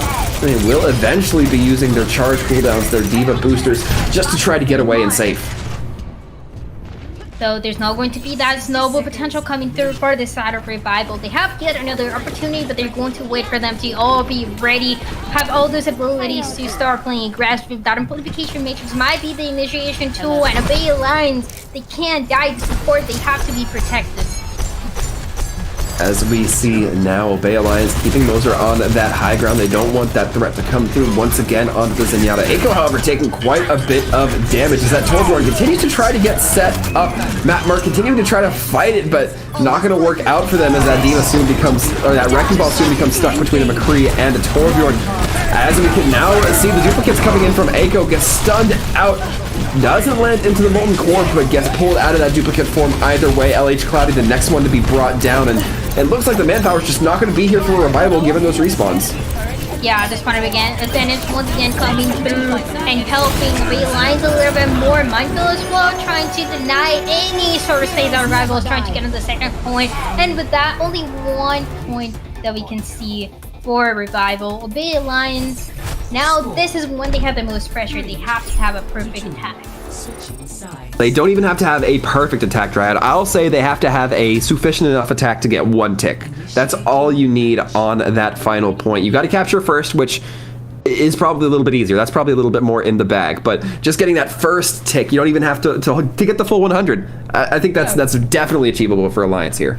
Yeah, and you have the confidence that not only you're going to get the first point out of potentially more into this match, but you're going to be the first team that makes Revival here in Trials lose a map. Because Revival, they haven't lost a single map so far. So is Obey Alliance going to be the one that is going to do it for them? Is going to break that record for Revival? This is very, very likely here, but it all depends on Revival. It depends on Revival and the attack coming out from Obey Alliance, but maybe, just maybe, we see Beats of Sweat starting to form on Revival. And we definitely need to see, just because Obey Alliance, we've seen those weird picks coming through, and sometimes they pop off, sometimes they're not the best. Petal, we see the Ashe, a lot of value that you can get, especially with Bob being into backline, creating the space that you need, the disruption that you need, along with the Wrecking Ball. So for Obey, they have the heroes to get that fast attack. We'll see if the fast attack will be enough to get that first point. Very likely we might even just see a draw here if only the first point is able to be captured. However, Obey Alliance certainly not going to be looking to have just that happen. As Mattmark looking to get themselves set up, sees the D.Va on high, going to be raining in a few bullets, perhaps causing just a little bit of a distraction here. And LH Cloudy initially trying to shield up, prevent that damage, but now it looks like Revival going to be a little bit more scattered. The support's going to be going up onto high. And Eiko getting caught out by Icy, but able to use that focusing beam with some supreme effect, getting the D-Mech, but costing their own life for it. Icy getting that kill with a big D.Va at the end of the day, and that is all that matters. A little bit more of that delay that we can see coming through for the Obey Alliance without the Echo. Mattmark gets stunned out mid-pile driver or right as the pile driver hits. Either way, it's not looking great for Obey Alliance. They might need to get a regroup here and just allow themselves a collective moment. That immortality field was used by on, so if there's an opportunity for the attackers to punish the enemy team, it is definitely now. And there you go, Nas getting taken down, but Yandra trying to get another highlight again. It will be the high noon coming out from Seeker, but he can't find too much as it's contained within that bunker. And already Obey Alliance flooding out that bunker with a lot of damage. Cowman being sure to throw in the lasers and the right clicks as this point gets capped. A little bit more calm before the storm that is going to come through for the last part of the map. A second point where Revival, they can't lose that 33% where they are going to lose the map. They can't allow this to happen in Obey Alliance. They do have those initiation tools. They have the Bob. They're going to throw it all the way into the back. That Transcendence as well to try to stay alive. And for Obey, with the time remaining, it is possible for them to win here. It certainly is, especially when you consider the grab, when you consider the duplicate, when you consider, as you mentioned, the Bob going out onto the field. Cowman just has to be very cautious of Icy to make sure that that grab does not get eaten up. A nice projected barrier onto Tensa, saving them early on from that pulse mine. Now we see Cowman looking for the D.Va, gets the D-Mech, has the opportunity to throw the grab out, throws it above point, so there's not as much contest coming through. Somebody has to get down there, and Pascal taking the space boots up, and it's going to be Obey Alliance taking a map from Revival. Obey Alliance does it. They take us to a 2-1, and the potential comeback that we were talking about. The first step was winning the first map. They did it. Now 2 more to go. Oh boy, to be a Revival fan and coming off that hubris of the 3-0 confidence. Not going to quite be the case here, Dryad, as now Obey Alliance, again, as you mentioned, taking the first map from Revival. Yeah, and this is something that sometimes it can be a little bit, maybe you lose a little bit of confidence, maybe you lose a little bit more of that momentum. But when you're Revival and when you have those players in your team, I think the reaction that they're going to have is, we're not going to allow this to happen anymore. I expect them to play very, very aggressive for the next match. Aggressive and perhaps just a bit more disciplined. Sometimes when we see teams that go on really hot streaks, they get a little bit looser. They feel like they can't be beat, even if they do just kind of, loosen the tie a little bit. But now I think Revival's going to be cinching that thing up and putting their sweaty gloves on. They play so aggressive, they can't expect them to slow down, especially now when they are angry that they lost that map. They definitely want to take the victory as soon as possible. But this was a really good job by Obey Alliance. They were definitely able to show us why they were playing that composition. The Zarya able to pop off in certain times and getting those kills is something that we don't see happen very often, especially in these past months where the meta has been a little bit weird. seeing that Zarya getting those kills and seeing that Wrecking Ball as one being as disruptive as it was for Revival is very, very nice to see. Obey Alliance definitely going for another approach, and it is working out. And as we look ahead, we do know that the next map is looking like it's going to be a Rialto. And that's interesting to me, Dryad, because we know that the Echo can fly a little bit on that first point of Rialto. So maybe that gives the opportunity for the side of Obey to come in, get a little bit of momentum in the aerial battle, and maybe make it work for them before they have to move on to the second point, where usually those aerial characters aren't as strong. Yeah, that is a real question. Is in Rialto, we either see those flying heroes a lot. We have times where we used to see a little fire, now we see more Echo. So we have times where we see those heroes coming through on this map, and we have times where we just see snipers coming through. We see a lot of Widowmakers being able to pop up. We see a lot of McCrees that are actually meta right now. So if we see in Rialto Obey Alliance going for that Echo, they have to prepare for the McCree that's going to be there to counter it. And the McCrees at this level, at this Contenders trials, have been popping up over and over again. So it's a big risk to take. It certainly is. As well, you've mentioned the Ashe. We've been seeing a little bit of that come through as well. We saw that, I believe, from both sides on Volskaya, but either way, we will be getting into it here in just a moment. Obey Alliance once again starting off on the attack. Revival then set to defend.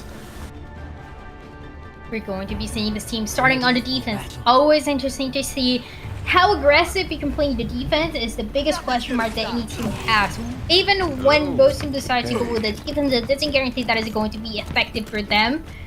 But for the side of Revival, with the aggression that they have, I expect them to play this with a lot of coordination, with the same composition that we saw before. And I was saying that they were going to play aggressive. They are getting really close to that spawn. We shall see how these selections are going to break out here. No big surprise from Revival. We're going to be seeing the Rhine Diva once again. Icy, however, tucking up to get real into the spawn. Yeah, definitely. Also trying to see exactly what they're going to bring with that emote. And there you go. Now playing a little bit more aggressive. This is the time where Revival, they have to win that first fight. We will see exactly what happens here. The Discord going immediately on to the Diva, and losing us early on is not great. It's going to be pedaling, manages to land the headshot onto the Mei.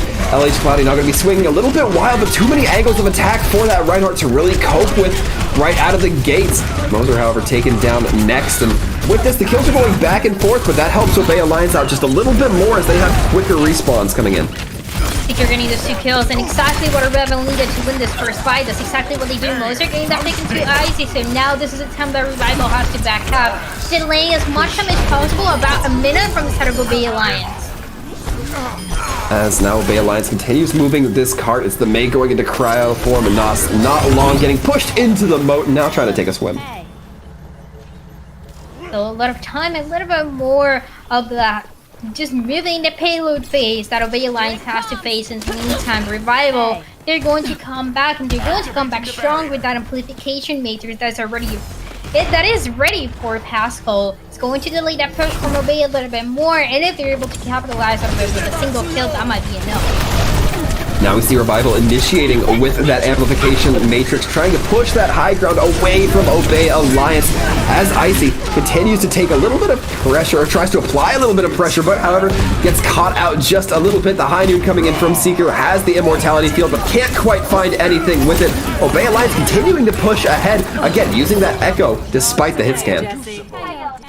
Yeah, the kills coming through for Obey Alliance, they definitely have the momentum going, and they also have this ultimate. The ultimate economy for Obey Alliance is going to be really good to pass this corner that they need to acquire. They're going to guarantee that no one from Revival is able to touch a point. Line still coming through. And already Cowman looking very strong on the Sigma. It's a hero we've not yet seen today, but Obey Alliance certainly making it a treat when we do see it. And Sigma is such a strong hero that the minute that you are able to get those off angles with it, it's going to be hard for the enemy team to stop you. That's exactly what Cowman is trying to do, a really good tank. That's exactly what we're seeing, taking control of the stairs, an essential key to win the next match. We do see that pressure trying to be exerted onto Revival, but they're going to have to back up. Obey Alliance, Bill, that is. As the Gravitic Flux coming in from Cowman, though, the tight compression of Revival makes them much more vulnerable, forcing out, in fact, that sound barrier. LH Cloudy in a very difficult spot, has the Maywall to cause a little bit of separation, back up and go in for some healing. Echo gets the duplicate, gets frozen down, though Earth Shatter doesn't quite connect onto anything as it needs to. Obey Alliance, however, still at full manpower despite the duplicate being taken away. Seeker throws in the high noon just to buy a little bit of space. Can they find anything with it? They cannot. Immortality Field comes out, and DeAndre going to be the first to fall. And this has been a brawl, but only one player died so far. And there you go, another kill. Oxy will do something strong, getting Petal.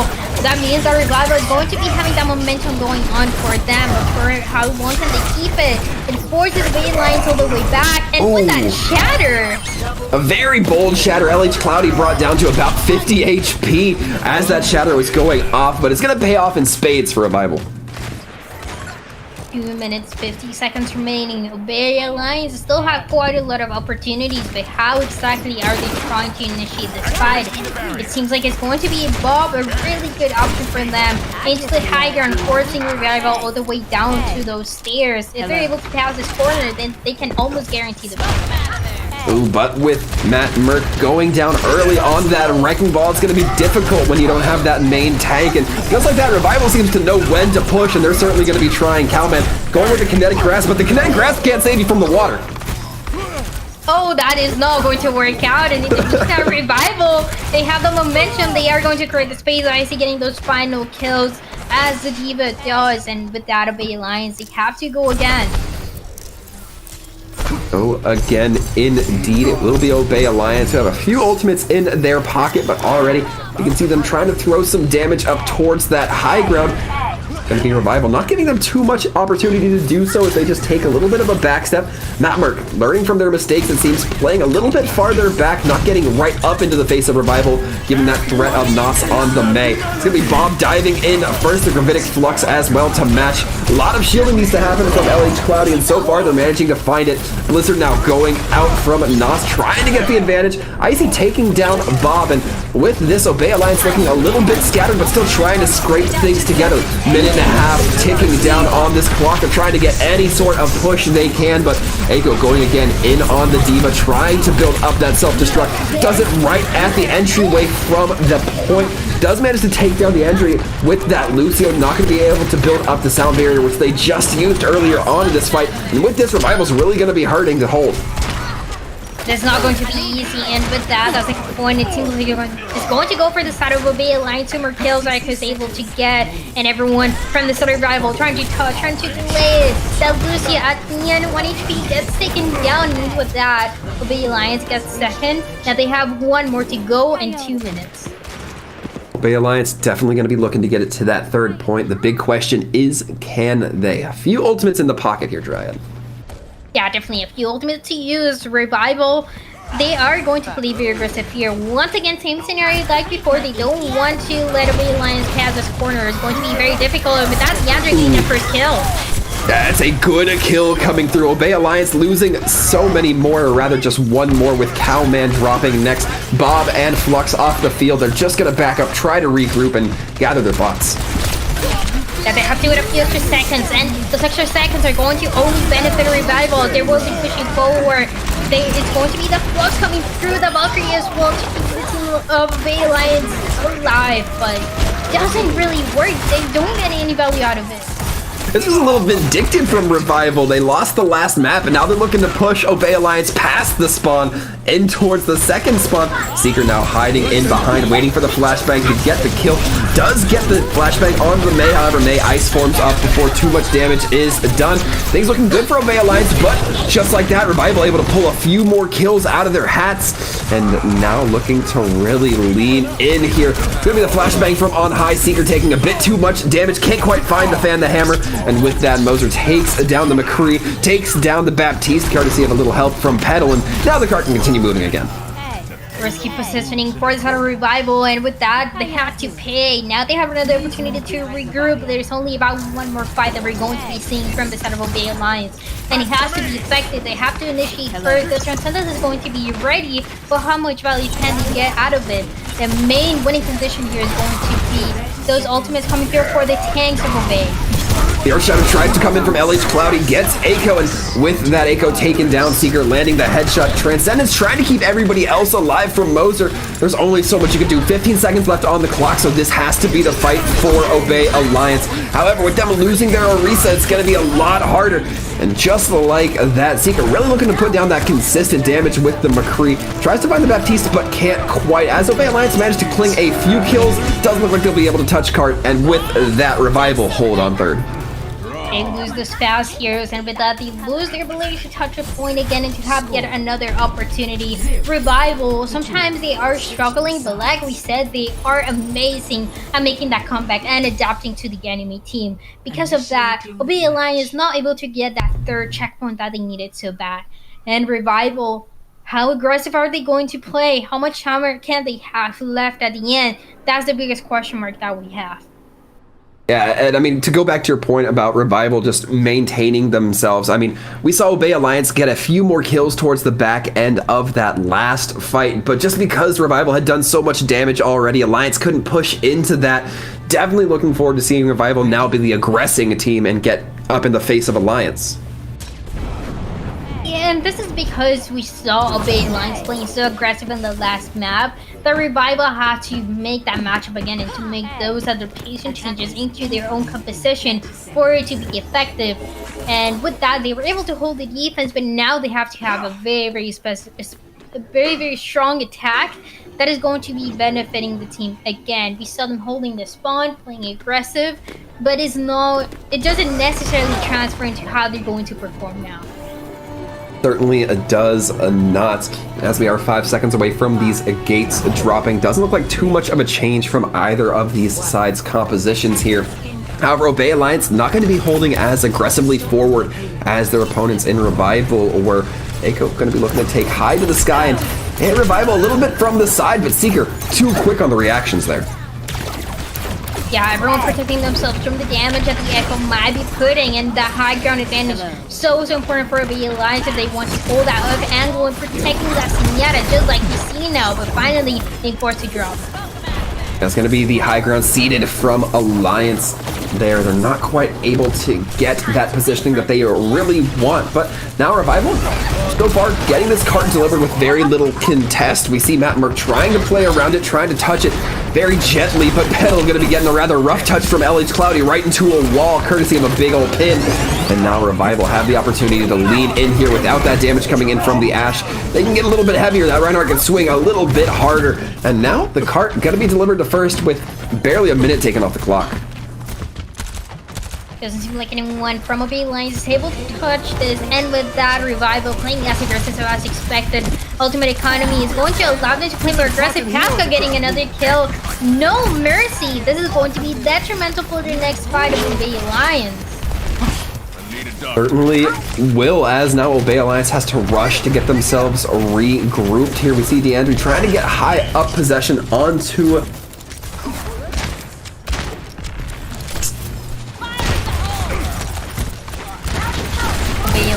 In the meantime, they're trying to see him point, but it's going to be a 5v5. What we're going to be seeing next, and Revival, with the advantage in that positioning, is able to get yet another kill. So far, looking very good. The res will go out onto Cowman, but Matt Merck still not quite in the fight just yet, although Wrecking Ball's a little bit of the speedier characters to get back in as they like.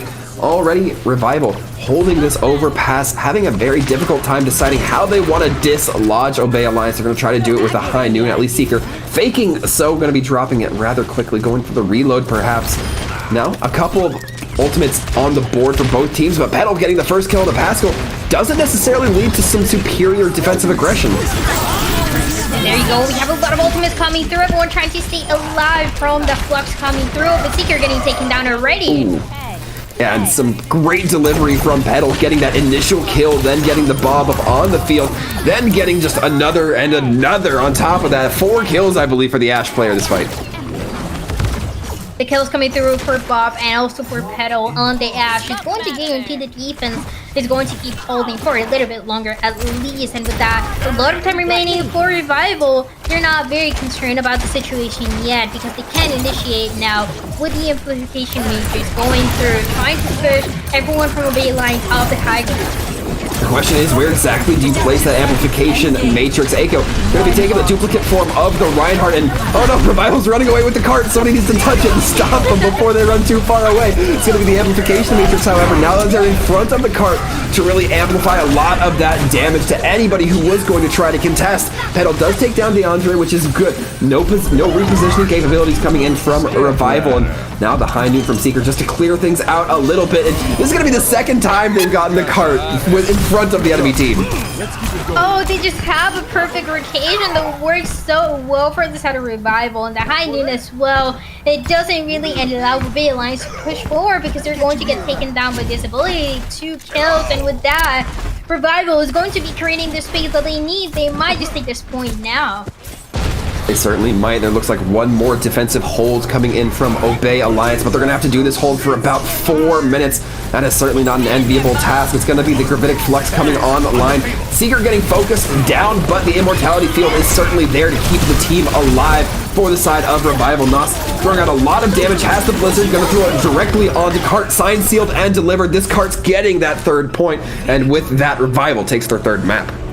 Timing working out perfectly for the side of Revival, and with that they take us to a 3-1. Really good job from this team. We definitely see why it has so many fans. Definitely can't be disappointed with Revival's scoreline so far, unless you really wanted that 3-0, but I think real Revival fans will still be happy that they're coming out with the win. Definitely all you can expect from your team is to try to take the victory, and that's exactly what Revival is able to get. I love their adaptation changes, always working out. They know when they have to play more aggressive. They know when they have to peel for their supports. But even then, the supports don't even need the peeling. They played so well. We saw those highlights from the Lucian, from the Baptiste throughout the entire match. Yeah, definitely excellently played from all parts of these teams, it seems. However, folks, we are not quite done with this matchup just yet. Stick around for a few more moments. We will have a brief interview. You won't want to miss it.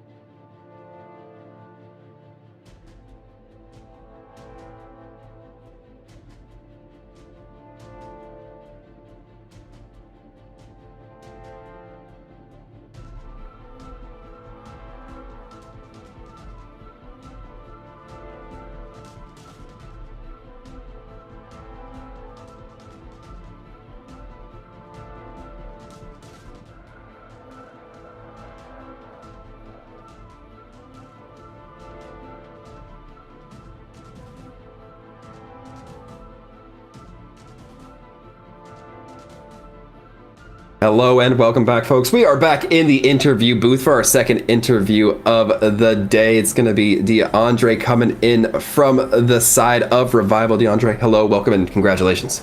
Howdy. Thanks, man.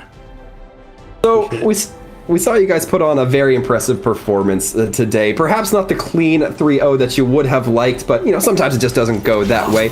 When you were preparing for your opponents here in Obey Alliance, did you guys do a lot of reviewing, kind of anticipate their pace, anticipate their play style, or was it more so just reactive? This is what they're doing, so this is what we're going to do.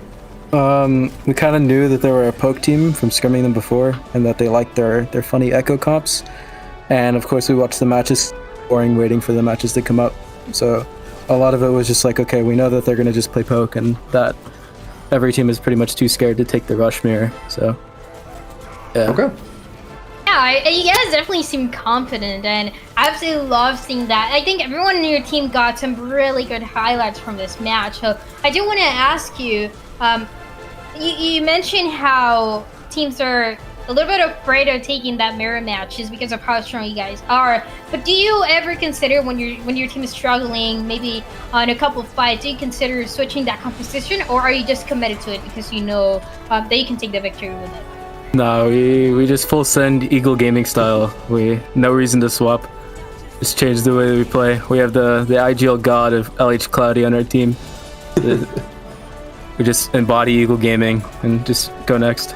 No reason to. Yeah, I mean, you guys have been able to pop off, and this was a really, really fun match to watch for that reason.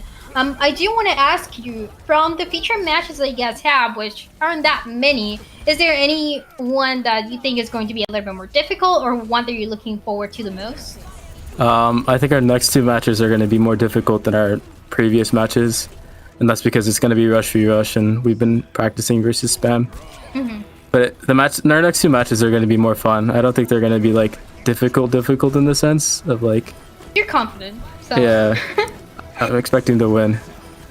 Well, certainly hope to see you folks in the future popping off, performing well, and entertaining the people, perhaps most importantly. But once again, thank you for hopping into the interview booth with us. But before we let you go, would you like to give the opportunity to give any shout outs, whether it's to your team, to the enemy team, to whoever you feel necessary? Yeah, I want to give a shout out to my team for just being very supportive of each other and of me.